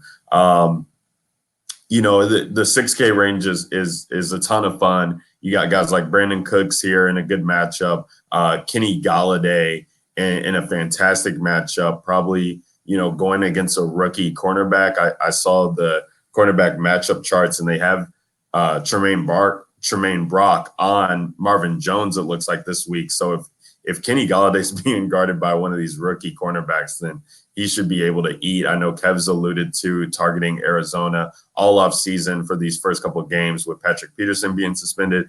Chris Godwin is 6,200. It feels too cheap for this matchup. Then Tyler Lockett, 6K. I mean, there's just so much to love in that position. I'm loving Dante Pettis here in the Tampa Bay game. He's only 5,400. He's the wide receiver one. Like, there's just been so much smoke around this guy. And, you know, if we're expected to see one of the highest scoring games on the slate here, like, I just want exposure to him where I can get it. And he just fits in nicely on teams. D.D. Westbrook at 4,800. That's just too cheap for me. I feel like I'm almost confident in depending on how my builds are. Like, if I'm playing Mahomes and Kelsey in cash, like I'm rolling with DD at 4,800, so I can pay up for some of the high-priced running backs here, because the target share, it just looks like, as of right now, that it's going to be there. I'll let you guys kind of talk about some guys on the top end and flip it to you, but at cheap end, which I know is where we kind of love to live on this podcast. I wrote him up today. I'm playing Cole Beasley in some lineups. This is a favorable matchup for him going against the Jets. He's been pretty much all the talk in Buffalo about this guy is that how much fun he's having in being in Buffalo now that he's more free in Brian Daboll's offense to kind of spread out and be around and be everywhere on the field, and that Dallas wasn't utilizing him the way that he felt he could be utilized. They went out and got this guy. This was their guy that they wanted to bring into this offense to pair up with Josh Allen. And not that preseason's gospel, but the first time we see these two go to work in the preseason, first team, he's getting 4 targets in a row. So, like, on a site like DraftKings at 3,600, Kev, you talked about Dare, right? And so Dare is only going to be out there on third down situations that we know of right now. And I feel like we know Cole Beasley is going to be out there in these sets consistently. And at 3,600, if he's going to be seeing work against the team that really struggles in defending the pass, they Jets allowed the most receptions and yards to the wide receiver position a year ago. And so it's not a comfortable play. But at 3,600, if you're looking for a cheap wide receiver to get you some production there, in cash games too, I feel like, you try and plug in Cole Beasley and let's see what's going on there, because you're not going to get a matchup like this going forward. I've gotten him in late redraft leagues that are deep, because, if something happens with John Brown's health, or, Josh Allen likes Beasley more, like, this could be a good situation for him. So that's where I'm at wide receiver position. I'll open the floor. Like, who wants to jump in there? Let's go. Wide receivers. This is fun. Let me just ask this, though. Why play Cole Beasley if you could play 4,300 John Brown, who perfectly aligns? I don't think there's a wide receiver. I think that John Brown is a perfect complement to what Josh Allen likes to do, and that's throw the ball deep. We saw it with Robert Foster last year. We really wanted to target Robert Foster. John Brown is a better version of Robert Foster. And at 4,300, I don't think there's a big enough, price discrepancy there. Why not play John Brown over Cole Beasley?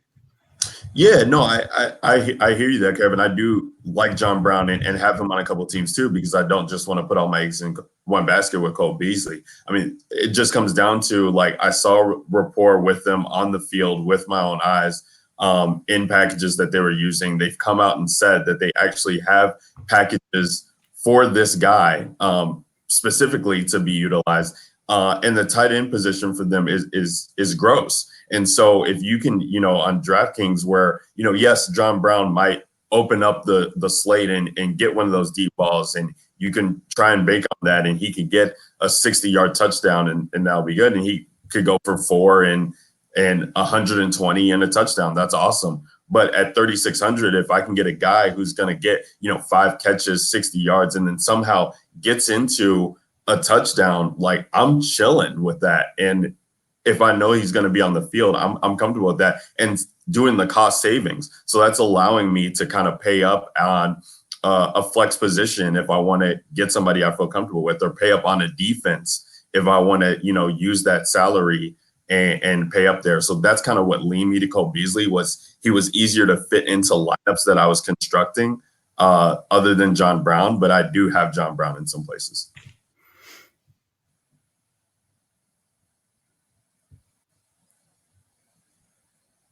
Don't all talk at once. I know I just threw a lot out there.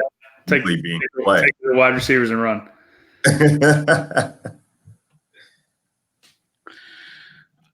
I mean, I think so. For example, I think that, there are some things to look at here. You look up top with Odell dealing with the hip injury or something wrong with the hip. That doesn't really worry me all that much. I think that if he's out there, I think pairing, if you want some leverage off of, what could be chalky Nick Chubb, would be going with a Baker Mayfield and Odell Beckham Jr. stack. At 8,100 is the most expensive wide receiver on the slate for good reason in this matchup. So I definitely think he's in play. Julio Jones, while this isn't the best matchup for him, that he feels like he's sort of somebody who I feel like that, kind of whenever like you like it's when Julio Jones is in like the nut spot is when he just breaks your heart and just crushes you. And then when he's in matchups, you're like, yeah, don't play him. Is when he just goes out and drops, 200 yards and 3 touchdowns or something insane. Yeah. So I feel like that Julio, if he plays, I know there was some, some speculation, or he had some, I don't know if I'm going to play. I think he goes out there and toots up. But at 8K, I feel like that he's also definitely in play. His ownership is not going to be very high whatsoever. Yep. So I think he's certainly in play. We've talked about Tyreek, but, kind of moving down, I do think there is, you definitely need to be monitoring 100%, like you mentioned earlier with the Adam Thielen, Stephon Diggs thing. It was weird with Diggs. Like, no, throughout the entire preseason, without all of that, we never once heard anything with Stephon Diggs. And out of nowhere, Wednesday, he popped up on the injury report that he wasn't practicing, and he showed up and he didn't practice because of a hamstring. The last 2 days, he has got unlimited work. But right now, they said they really don't know if he's going to play. And I don't know, week 1, I don't know if you can really trust that and play Stephon Diggs, because, I mean, he could go out there and try to give it a go, even if he does suit up and plays, 10 snaps, and then you don't see him the rest of the game. So I think, if you wanted to, kind of go over the field on Adam Thielen with the thought process of that Diggs doesn't play, or maybe he doesn't finish out the game. And, because right now Minnesota is super, super thin at wide receiver. They let Laquan Treadwell go. I mean, if Stephon Diggs doesn't play, I think the next best wide receiver would be, I think, what is it, Chad Beebe? Chad Beebe. Yeah. Yeah. Or Jeff yeah, Badad, or whatever his name is. Yeah. So, I mean, you guys playing 3K Chad Beebe if Stephon Diggs is out? Oh, no. I can't do that. No, I probably wouldn't either. I've already got enough 3K guys. Keep that. You should just play all of them in one lineup. Yes, and just win all of it and just take it down. No, I got it. So Stephon Diggs is out. People will be playing Josh Doxson. Oh, God. Yep. 3,900 that he got added to the pool. That's because he was in Washington with Kirk. Oh, man, that's crazy. But so I think the rest of the slate, obviously, I mean, Chris Godwin is going to be the stone cold chalk of this of the wide receiver group, for rightfully so. I mean, this is one of the best matchups again. He was peppered with targets through the preseason. We know he's going to play 100% of the snaps. They've just talked him up all preseason. I love Chris Godwin. I've talked about him a ton in redraft and all this other stuff. Like, I love the man, but this is one of those situations where I feel like that, I would maybe want to rather grab leverage and try to go up to get Mike Evans. who is significantly more expensive at 7,900 versus, Chris Godwin at 6,200.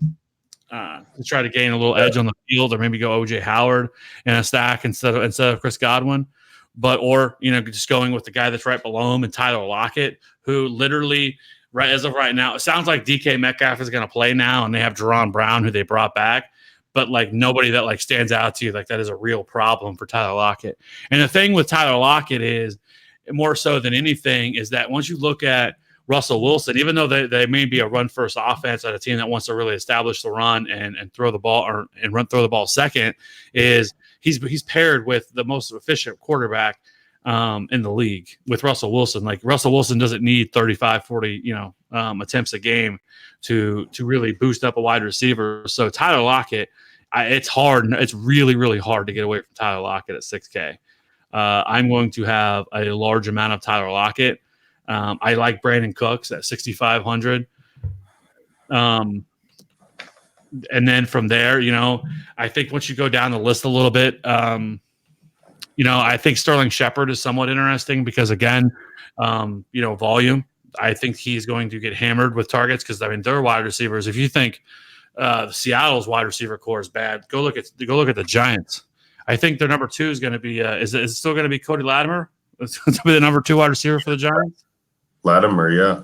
Their number 2 is Shepard. Shepard, yeah. Okay. Their number 1's Evan Ingram. Yeah, well, yeah. Yes. So yeah, once you get a little further down, I think is where things start to get pretty interesting because we've talked about like D.D. Westbrook. I think is going to carry some heavy ownership, or maybe more than what most people would want to pay, or most people would feel comfortable with because he's 4,800. And again, we've talked about this game and how I think this game could be pretty high scoring. If it is, D.D. Westbrook makes a lot of sense. He's the number 1 wide receiver, and that's pretty. You're talking about a wide receiver that could end up getting 10 plus targets, and he's 4,800. That's a really hard thing to ignore. But if you were wanting to go somewhere else in this Jacksonville game, where would you guys want to go? Would you have any interest in in a Chris Conley, who there's been a ton of preseason reports that him and Nick Foles have had have great chemistry all throughout the entire preseason. They felt so confident. Chris Conley, they sat him most, I think, throughout the entire preseason. But is there anybody else? I think maybe Marquise Lee if he plays. But is there anybody else here that that you would want to, if you want to get off of D.D. Westbrook and play in this offense? It would be Conley for me. Revenge game. Yeah, I think. He's the number 3 in that offense. You guys, you guys are always team revenge game. Like any time revenge game, you guys are about that life, and I have not heard very much mention of the revenge game factor here. Team narrative, baby. Team narrative. Yeah, no, I like you said, I think he fits well with what Foles does. Conley's a speed guy, and Foles can throw the ball deep. That's the Jags guy that I would play. What would you, Kev? You're the Chiefs guy. What are your thoughts on McCole? He's the number 3 for them, right? Because he beat out DeMarcus Robinson. I think they sort of split snaps a little bit between him and DeMarcus Robinson. DeMarcus Robinson, low key, had a really terrible preseason. Yeah, and obviously they spent good draft capital on McCole, and he fits perfectly with what the offense wants to do. And he's essentially just going to, I guess my guess is he's going to slide into the Chris Conley role. He's going to see probably 50 to 60 targets this year. And Conley surprisingly caught 5 touchdowns last year. So, it's not like Conley was just this non-used receiver out there. Yeah, he did see more activity, more targets when Watkins was out, but I don't know. I still think that you can take a tournament flyer on McCole because what if he catches a 60-yard home run touchdown? And now he's got 2 catches for 70 yards and a score, and you're looking at 15 DK points at what's he, 4,100 or something like that. And it's a different way to get exposure to Mahomes for a cheap price. Now not saying that he's he's this great player or whatever, but I think if you're multi-entering and you want to stack Chiefs, I think if you're looking for some salary relief, McColl is an interesting cheap piece attached to Mahomes. For sure. I mean, he's got that big play potential. And that's really what you'd be hunting. You only need one long touchdown catch from him, and he hits value. Right. You're not hunting for volume from him. So from a Hardman, I think the way that they're going to use him is very similar in a way that they use Tyreek Hill like his rookie year. Tyreek, they kind of used him everywhere. They used him as a wide receiver. They gave him some carries and stuff like that, like just basically trying to get the ball in his hands in as many creative ways as they can. I think they're going to do the same thing. You're going to see a lot of jet sweeps. You're going to see a lot of, go routes. You're going to see a lot of different things to get him, into space. And so I do think that you're going to see him utilized here. Is it going to be a ton? I don't know. It's tough whenever you have, Tyreek Hill and Travis Kelce and Sammy Watkins to, right. Is the total going to push them to have to throw the ball, 45 times in this game? I don't know. But, I do think that the one player that no one's really talking about, though, is Sammy Watkins. And I think that you see Jacksonville try to do whatever they possibly can to take away Tyreek Hill. And if they do that, I think that that goes back to your point of McCole Hardman. I think that would really work well for him. And also, I think Sammy Watkins could really benefit from this. You go look last year, like I said, the Chiefs won 30-14 in that game. It was really over pretty quickly in that game. But Watkins in that game did get 8 targets, 6 catches, 78 yards. It was one of his better games on the season. Not the 13, DK points is, anything to get overly excited about. But I think he's an interesting guy at 5K where there's a lot of guys that are going around him. And somebody that I feel like that I think definitely has a ceiling. And if you're wanting to get off of some of these players that are going right around there, because, right around him is the, like Sterling Shepard that's going right around there. I think Curtis Samuel's not too far away from there. I don't know if we've talked about him, but he's certainly going to be pretty chalky as well. Yeah, I love Sammy myself. If you're playing, especially if you're playing Mahomes, because you're paying all the way up 7,200 for Mahomes, you ideally want 4 or 5 touchdowns from him. And so if that's the case, you want to pair 2, maybe even 3 pass catchers with him. It's probably tough to make all 3 of Hill, Watkins, and Kelce work, but I think you could definitely go either Watkins or Kelce or Watkins and Hill to stack with Mahomes. And I mean, like you said, at 5K, that it's another cheap way to get the production that Mahomes is getting you. Yeah, I'll have to see a play. Watkins was talked about heavily in the offseason, I feel like, from a redraft standpoint, because people wanted some exposure to this KC offense, and he ended up being a guy that was talked about as, get this guy on your team as a wide receiver 3 flex play in leagues. And so I feel like a lot of casual players who are going to be, coming in and making teams, and if you're not getting exposure to this game through Mahomes and Hill and Kelce, like, this is the next guy you're going to. I could see him, his ownership starting to creep up more so than it should. People want to target other games, other situations, and not really pay up the high price tags for this Kansas City offense. Yeah. And it's a thing about it's not like Watkins is bad at football. It's just he can never stay healthy, similar to Fournette. Like, and when he's healthy and on the field, like, he's a guy you want to get exposure to at his cheap price tag. Yeah.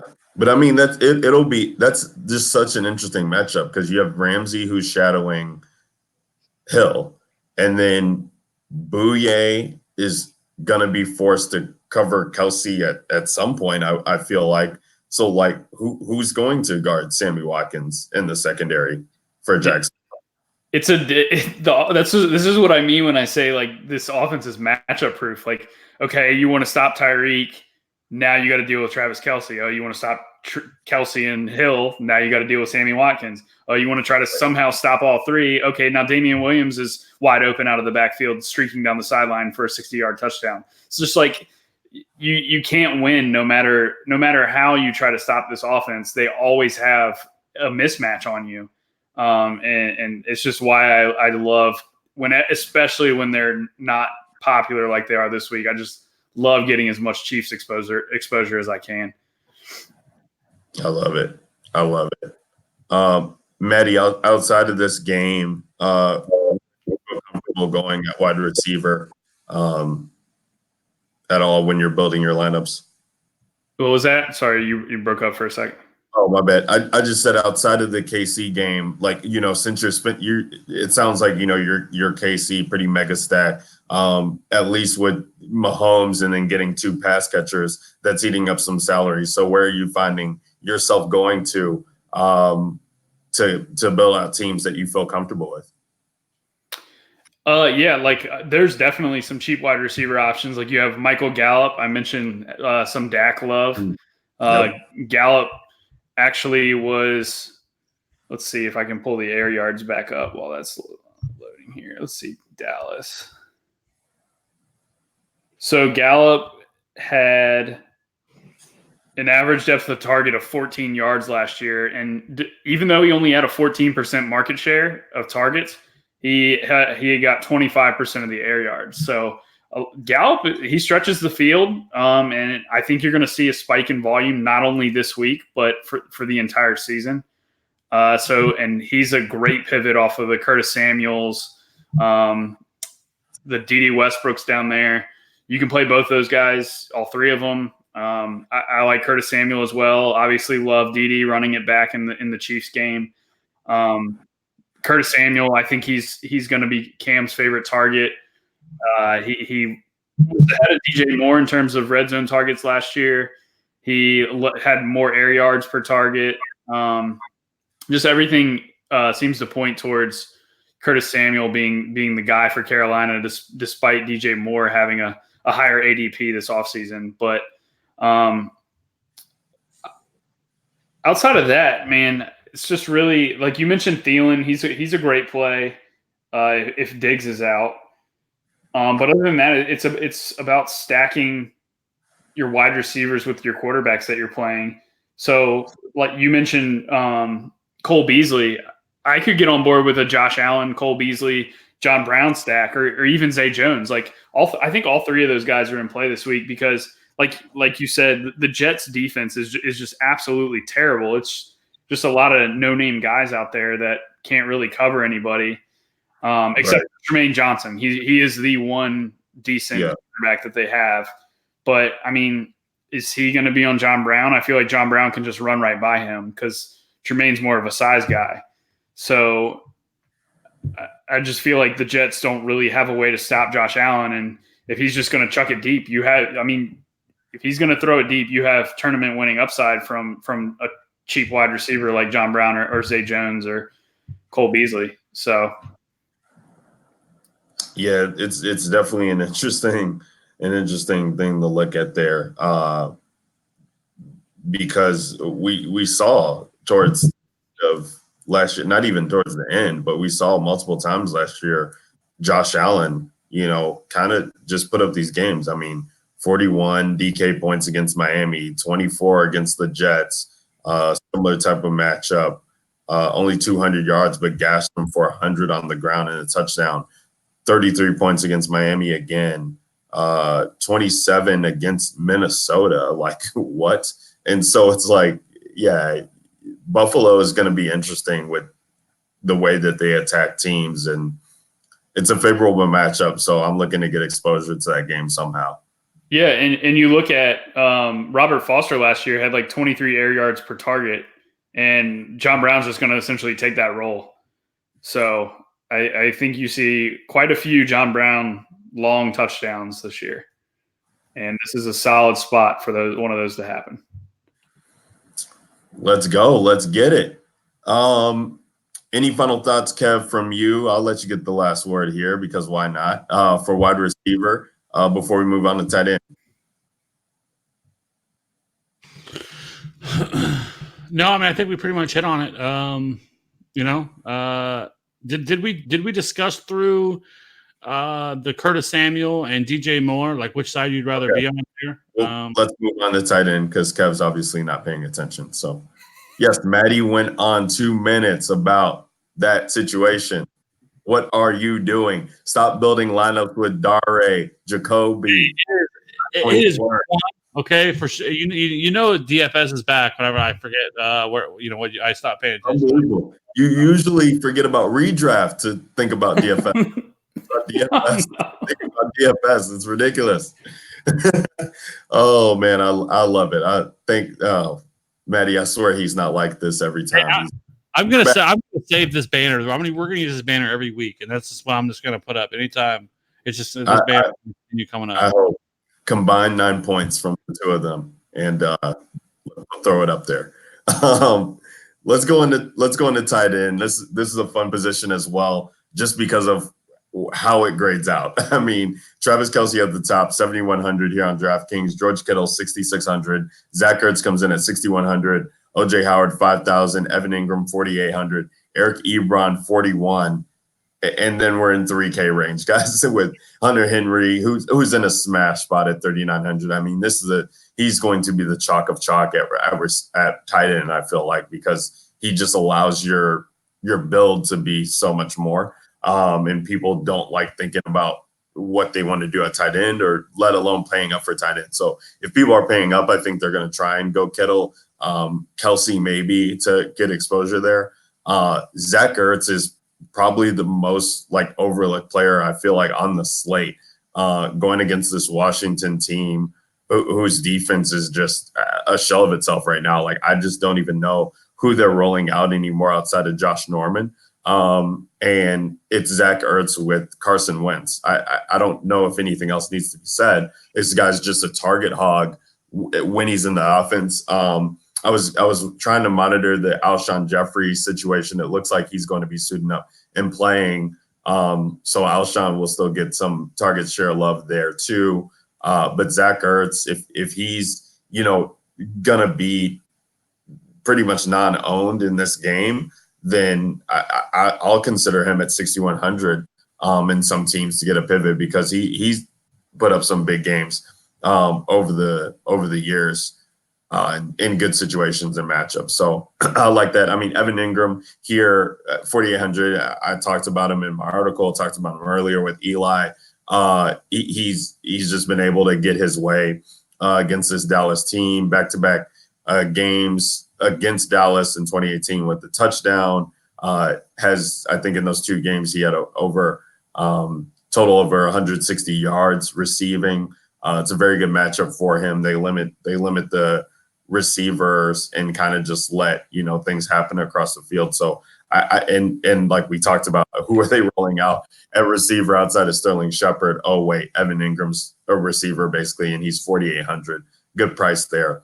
Maddie, you mentioned Jack Doyle at 3,400 with Jacoby. I wasn't even considering guys outside of Hunter Henry last, just because it's such a gross position. I didn't even know if we needed to, but Jack Doyle, is there and going to be able to get targets. Is he viable enough to use as a pivot in tournaments, in GPPs, over a Hunter Henry? Probably not. Not this week, at least, with how cheap Henry and Ingram are. Like, Ingram has the ability to go literally to be tight end 1 this week. Just because he is option 1A on offense for the Giants. Whereas you got Hunter Henry, who's probably option 3 behind Mike Williams and Keenan Allen. And then you have Doyle, who is, Brissett does target the tight end position a lot. Like, he throws to the tight end position a lot. So, in your 20 max build, I absolutely would take a shot on Doyle. But in a single entry or 3 max, I probably would try to fit in Evan Ingram if you can. Or if you want to pair Kelce with Mahomes. And then I like you said, Ertz is under-owned. I like that call too.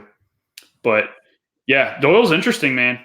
Brissett loves the tight end position, and everybody's on the Ebron train because Doyle was hurt all last year. But when they were both healthy, Doyle actually led them in snaps. So, be curious to see how that shakes out. I think it's worth a flyer for sure. Yeah, I wasn't even considering that because I just was avoid that situation. But we definitely like opportunity for DFS. So that's something I'm going to have to dive in myself and look into. Kev, you got on us about narrative. Well, here's one for you. Tyler Eifert's birthday is on Sunday. So I'm not probably playing him, but Tyler Eifert birthday game could be incoming. Who knows? Maybe he'll catch a touchdown. Who you like, Kev, this week at tight end? You know, I'm sad because if you didn't know this, I'm not sure if you knew, but the tight end Jesus, the man who started it all, Tyler Kroft, left Cincinnati and got signed to a pretty sizable contract in Buffalo. He had to break his foot over the offseason. However, he is trending up because he is already back at practice and he's getting in limited practice this week. He's probably not going to play this week, but we're going to get a Tyler Kroft week here before the end of the season. You bet your feet we are. He's going to be the starting tight end there, as he should. But I need to get a Tyler Kroft jersey. Really, is what I need to do. This guy looks like Kev without a beard. Oh man, that's play him right there, boys. It's like I can live my NFL fantasy through Tyler Kroft. Look at this dude, goofy looking white dude. That's me right there. No wonder you know when he's gonna have good games because you are the dude. You're like, yeah I'm the game plan tomorrow. Kev talks to himself in the mirror like, yeah, we're about to go out there and ball out, aren't we?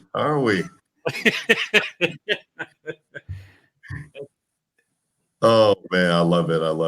Okay. Anyways, so I think it gets pretty simple with tight end. I think you play, you spread some ownership between Travis Kelce and George Kittle. I will have 0 Zach Ertz. I honestly don't think Zach Ertz. I don't think he deserves to be in the tier this year with those two, with Kelce and Kittle. I think they've added so many weapons there that I don't think that he gets the same target share that we were expecting. I still think he's definitely the number 3 tight end. You can make a case with OJ Howard depending on how things turn out this year, but I just don't think he's in that tier with Travis Kelce and Kittle. And this game feels like a game where Philly could just get out early and not really need to utilize their passing offense throughout the entire game. So, because Washington's offense is so fucking bad. Like, I just can't see a scenario where Washington's able to keep up with Philly. And if that's the case, I just think that hurts Zach Ertz's overall ceiling. So I would much rather play Kelce and Kittle. I like how, definitely want some Howard. Evan Ingram is certainly in play. And then I think an interesting one that would be Kyle Rudolph, especially if Stephon Diggs does not play. He is 3,200 at home. I think that while he's not necessarily a sexy play, but if Stephon Diggs is out, they're very limited with pass catchers. So we could see Kyle Rudolph here with 8 to 10 targets in this game. So I definitely think I'm going to be monitoring the news. He's 3,300. That basically gives you some leverage off of what is going to be chalky Hunter Henry at his price tag. So, and then I think I do think there is some interest though in playing Tyler Eifert. Again, it's kind of a similar situation where whether they get behind, they're going to have to be throwing the ball a ton, but they just don't have a lot. They have Tyler Boyd and then they have him, right? A.J. Green is out. I think they'll use, Joe Mixon and Giovanni Bernard as pass catchers as well. But I think the Tyler Eifert, you very well could easily see him find a touchdown. And at 3,100, that's kind of all you're really looking for. So, I think that's kind of where I'd be looking. If there's some other plays, if you wanted to play like a Mark Andrews, we know has like big play potential. You could probably go there. And Austin Hooper always, is a place you could go. So, yeah, right now I think I would probably try to keep it a little tight and play Kelsey, Kittle, and like I said, maybe some Howard and Ingram. And then if you just wanted to, have a couple, depending on how many lineups you're actually playing, if you're out there, playing a 20 entry max and you want to have a lineup or two with with a Rudolph or an Eifert or something like that, I think you could go there. Yeah, it pains me that Jacksonville doesn't have a competent tight end, because one of the ways you could attack this Kansas City defense before was through that position. It could have been a pretty decent matchup, but I just can't do it with the corpse that they're running out there. So the thing is, I do want to say this, because right now with Kansas City's defense, they have made so many fucking changes on that defense this year. They basically overhauled the entire defense. I mean, you're looking at their defensive line where D Ford is gone, Justin Houston is gone, Alan Bailey is gone. Only person that's left from that defensive line from last year right now who is going to be starting would be Derek Nandi, who is going to get some opportunities, but he was a draft pick last year, and then Chris Jones. Everybody else is all brand new. Their linebacking core, they basically revamped, with only really you're going to see Anthony Hitchens. Reggie Ragland is still there. He'll get some opportunities, but Darren Lee is going to be their third down. And he is a terrific in pass coverage for a linebacker. I think he was one of the top graded pass coverage linebackers that there is, and I think they're going to be using him a lot on tight end. So I think that's something that people should be taking into consideration. And then also they brought in Tyrann Mathieu at the Honey Badger, and their second round pick Juan Thornhill, who has balled through. He really has shown flashes of why the Chiefs took him in the second round. He has excellent closing speed.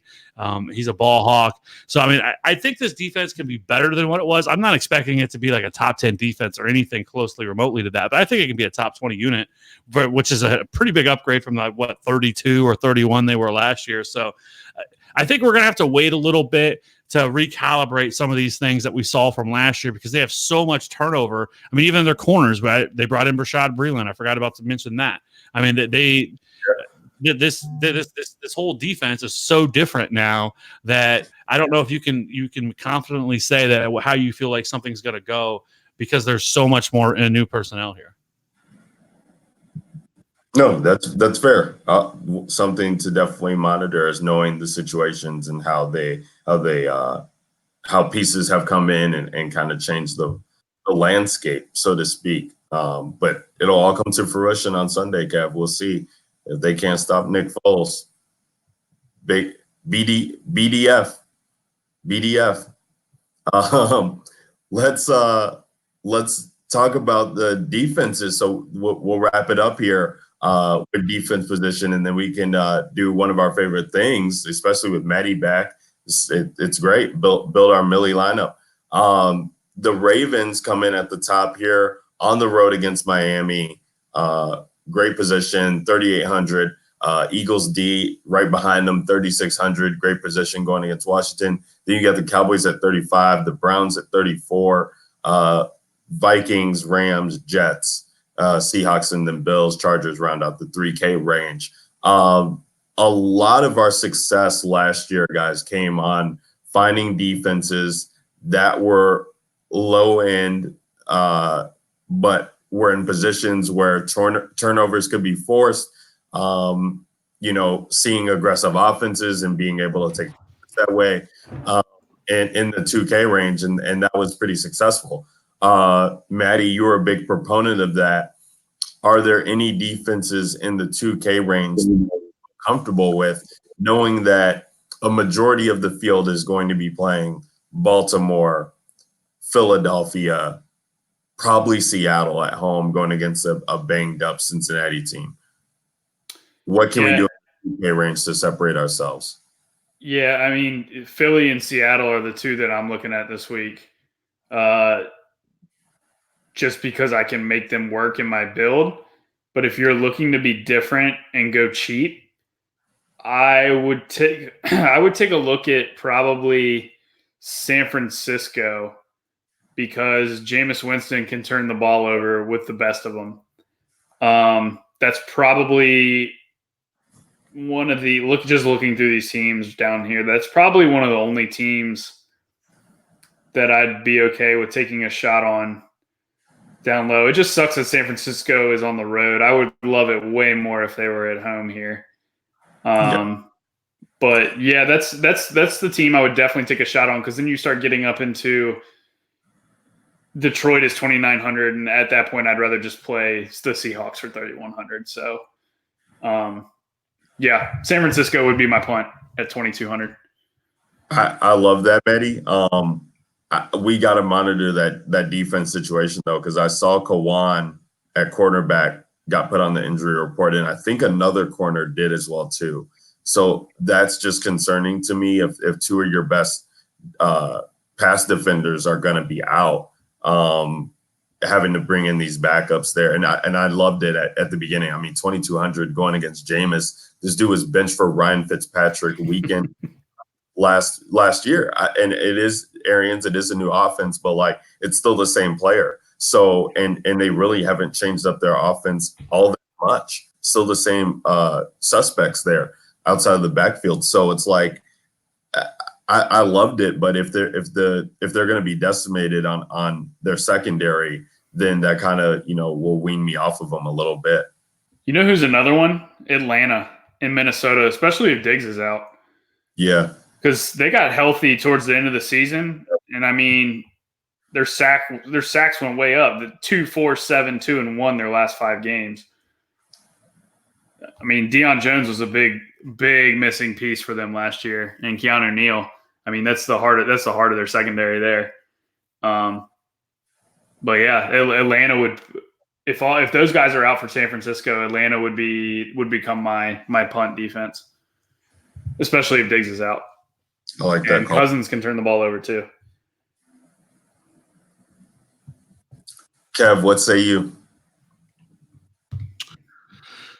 I agree on the top ones, and yeah, definitely the 49ers. I think at 2,200 is certainly in play. I mean, you could even play Tampa Bay if you wanted to. I mean, we've kind of talked about this before.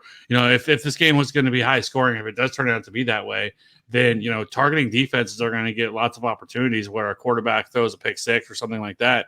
And you're happy with it. So it's not like that's out of the range of possibilities that Jimmy Garoppolo could throw a pick or two here, and some things go their way. So I'm not opposed to that at all. I think if there's any other one that I think would be interesting would be it's not really ideal because they're on the road, but again would be the Chiefs, and more so for me with them as well is because of their opportunities to be able to return the ball. McCole Hardman is also going to be returning kicks and some punts as well. And then you also have Tyreek, who's also going to be doing it. I mean, they have some of the best, return men in the league. So, seeing them be able to pop off a long touchdown, I think is certainly, viable. And then, if you were to be running a Chiefs stack and you use Tyreek Hill and he finds, he takes one to the house. Yeah. I mean, then you're just double dipping there. So I think those are some viable ones. I mean, I think they're 2,900, 2,800. So yeah. I mean, I think the Chiefs are a way you could go too. We know they're going to be an opportunistic defense. They went out, like I talked about, they brought in Frank Clark and Chris Jones. So I mean, I think they're going to be able to get after it. So yeah, I mean, I think that's another way you could go. So when I was writing my article building the team that I do in the Millie for that, I found myself just the way that the money fell. I couldn't get the 49ers. I went to Dolphins at 2,100. We haven't really seen Lamar Jackson all that much in the preseason, but the last time we saw him against the Chargers team in the playoffs, just dude didn't look good throwing the ball. And I know that we had talked about how much of a great matchup this is for Baltimore on the ground, but it's still struggling to complete passes and to get things going that way. The Dolphins splits, I just always consider them at home. I don't know what it is, but they just tend to play like a better unit when they are in that home atmosphere. And maybe it's because of the humidity and heat in some of these earlier months and what have you, but the splits for them home and away, when they're able to play at home. And I feel like they get, some crazy defensive touchdown or some crazy return touchdown when they're playing at home. So I'm considering them at 2,100. Does that have any merit with you guys at all, or am I crazy for thinking that? No, that works for me. Lamar, when Lamar throws, he's turnover prone. Yeah, 9.4 DK points at home compared to 5.6 on the road. That's 11. Defense is the highest variance position too. Yeah. So if it's, playing a cheap defense like that gets you to your build that you want for the rest of your roster, I absolutely am on board with that. Love it. Guys, we're at the end here. We just got to build that lineup. DJ Nation Pod. That's week 1 in the book. Got Maddie back with the team. Felt great. Breaking down the plays. Of course, Kev is Kev and was even more so today. I'll say that till the cows come home. Since you were back, Maddie, I think he's just so excited and he's like, I got to get these plays in. That's a fun one. We can't wrap it up without building our Millie team. It's tradition. It's what we do. It's pulled up here already in the lineup. So I'll be submitting it in on my account, and we can start with the plays. And you know how it goes, Maddie. You're the guest, so you'll get first pick, and you'll dictate how our team's being built.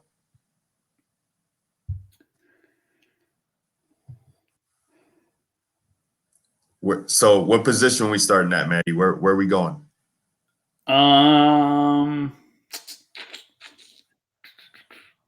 This is the Millie. So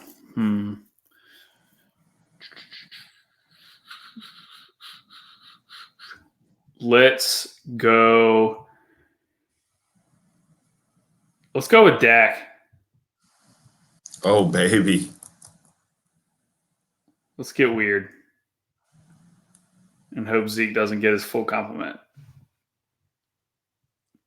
Go ahead, Kev. I'll let you go next. Yeah, you didn't expect that. No, he didn't. Y'all, I know y'all didn't expect that. Y'all were waiting for me to say Mahomes. Nope. I was. Let's get a little weird in the Millie. I was thinking maybe Hill you would go too, but I'm gonna go Tyler Lockett. All right. Go Tyler Lockett in here. If I can spell. All right, I'm gonna go Evan Ingram in that same game, just so we have a piece to run it back with. 4,800 at the tight end position. So we're looking at 5,550, 5,550 across the board. Let's get really weird. Let's get really weird. Plug Saquon in there. Oh my! Let's game stack it. Oh my God! Because Saquon can rack up 25 points even without scoring a touchdown if he catches 12 Eli dump offs. I love it.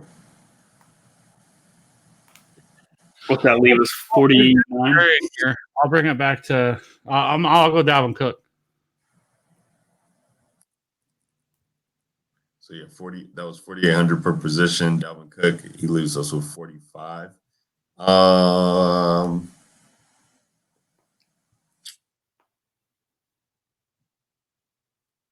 You know what? I'm gonna keep it weird. And let's take the shots on John Brown. I like it.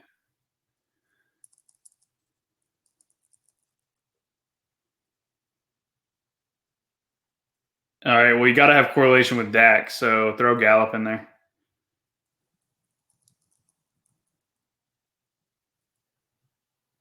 All right. So, Kev, it's flex and defense.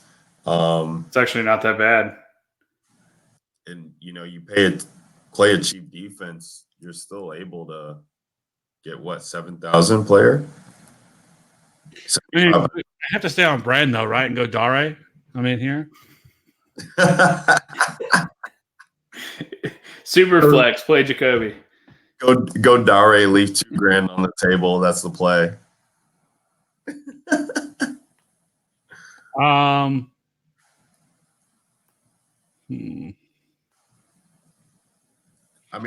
Kev, I'll just say, I'll give you the spot. I'm gonna go Dolphins D. So I'll give you 7,600 for flex. I mean, that's Hill. That is Tyreek.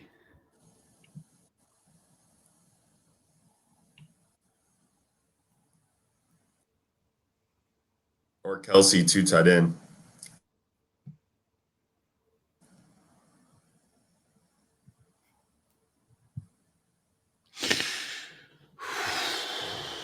Or Amari. Amari's right there for a double dip. Here goes Kev, his trademark. Well, I see that we can fit Hill there, but if we just took out Dak, if we took out Saquon, you know what? If we remove the entire team and play my team, Dak, Saquon, Ingram, that'll let us afford Dare in the flex. We can pay up for Jameis. We can pay up for Godwin, and we could still get another decent running back. Oh. The only thing I don't like about this, but we're gonna do it anyway. I'm gonna go Kelsey. Is that I'd rather have an afternoon game in that flex spot, but we're not gonna be able to do that if we want to run 2 tight ends. So I'll go Travis Kelsey. Okay, I like it. I like it. I mean, that is what you're looking for in a Millie team. You game stack, correlate it. We got what I think will be two of the highest scoring running backs still in there. A high price or a high scoring wide receiver, I feel like, with Lockett. Guy who's going to have a chance, John Brown. 2 tight ends, super contrarian. I mean, let's do it. Submitting that into the 20 team. So the final Millie team for the DJ Nation podcast, week 1 of the 2019 season, we got Dak Prescott. We got Saquon Barkley, Dalvin Cook, John Brown, Michael Gallup, Tyler Lockett, Evan Ingram, Travis Kelsey, and the Dolphins defense. It is locked in, barring any crazy news, and we will be sure to tweet it out on our handle at DJ Nation Pod. That'll be the lineup. We won't change anything, and you guys will feel free to play it, make adjustments, go off of that. But that's a wrap. I mean, that's week 1 breakdown by position in a nutshell. Episode 57. Maddie, we got to thank you for coming back on and spending some time with us. It wouldn't be a show with you if we didn't go over the 2-hour threshold. Yeah, man, it's good to be back here for week 1 and have another season kick off. Can't believe I can't believe that we are headlining Dare across the bottom of our screen right now. But hey, week 1, Kevin's back in midseason form. Yep. You and I are back in midseason form, tag teaming against Kevin. I'll have to get on as many of these as I can this year. I'll talk to my guy Elliot over at TQE and see what I can do. Yeah. Talk to Elliot. Tell him the DJ Nation says what up, and hashtag we're on brand here. Kev's on brand. So yeah, anytime you can make it, Maddie, we'd like to have you. I'm sure the people would like to have you as well. For those of you guys who are just listening to a pod and might not know about Maddie Dickinson, you can find him on Twitter at MaddieDTQE. He's doing you got a running back article over there this year, right? Yeah, running back article and a contrarian stacks article each week. And we got tons more articles as well, and tools and all that. So it's, even if you're not looking for, even if you like doing your own research and whatnot, we've got a lot of cool tools, like wide receiver, cornerback. There's a new pace tool this year. There's going to be more tools in the future too. Like I know there's a lineman comparison tool that's coming eventually, still under the works, but yeah, a lot of cool stuff over there. So even if you're not looking for articles and whatnot from other people or voices, that they're still useful tools for people that do their own research. So pretty cool. I love it. And then Kev, DJ Nation, and the Fantasy Authority, we got some DFS content out there on the site at thefantasyauthority.com. Also, we got the Slack chat. It's been revving up. It's been lit in there. People are asking about showdown slates. I know you're playing those a lot this year as well too. How can people get into that Slack chat?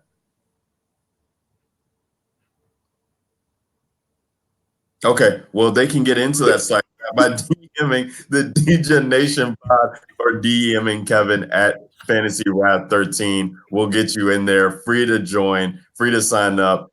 Kevin obviously doesn't appreciate the Slack chat as much as I do, so Slack chat, all right. That's not what that's not what I was saying at all. Okay, I'm a busy person. Okay, I'm running an enterprise here. All right, I don't got time to sit here and I've given you 2 hours and 20 minutes of my time, and I'm still here. Okay, I'm dropping fire takes. I'm winning all the people the monies. They're gonna reach out to us this week, and they're gonna be like, "Hey, that Kevin Steele is as sharp as a tack, and he just crushed it this week. Y'all need to start listening to him and quit getting on my man." But yeah, you could jump into the Slack channel. You can find we're tweeting out all kinds of leaks that are tweet or links from FF_authority. You can reach out to me, which my handle's right there where it says Fantasy Rat 13, the man. you don't have it up right now. Okay, so just follow, just check it out. The Slack is free. We don't sit here and charge for it. And I'm in there at all times, just dropping fire. I'm like Mario. Just after I get the flower, and you start. That's just me in there. Oh my gosh. That went on way too long, But we love it here at the DJ Nation. We're trying to have fun. We hope you guys are having fun too. It's episode 57. We're going to be doing this every week, breaking down the main slates on Sundays by position. One of the only podcasts in the industry that will give you as in-depth analysis by the breakdown of position, not just the games. So we really pride ourselves in dive with you guys, and come join us over at the Slack chat and talk to us. We're having fun over there. Shout out to everybody for DFS, for the Fantasy Authority, that's putting out articles. As I said, we got buy low, sell high from Eric. Nick's got the cornerback wide receiver matchup to look into. J.R. Reynolds, our guy, bargain hunting, and then Justin is got the O-line versus the defensive line matchup. You got to check these articles out. Contrary 10 is live on the site as well, too, by yours truly. And that's going to do it, guys. We'll see you next week, episode 58. And we hope you guys all the best of luck in week 1. It's finally back. We are lit and we are out. Peace.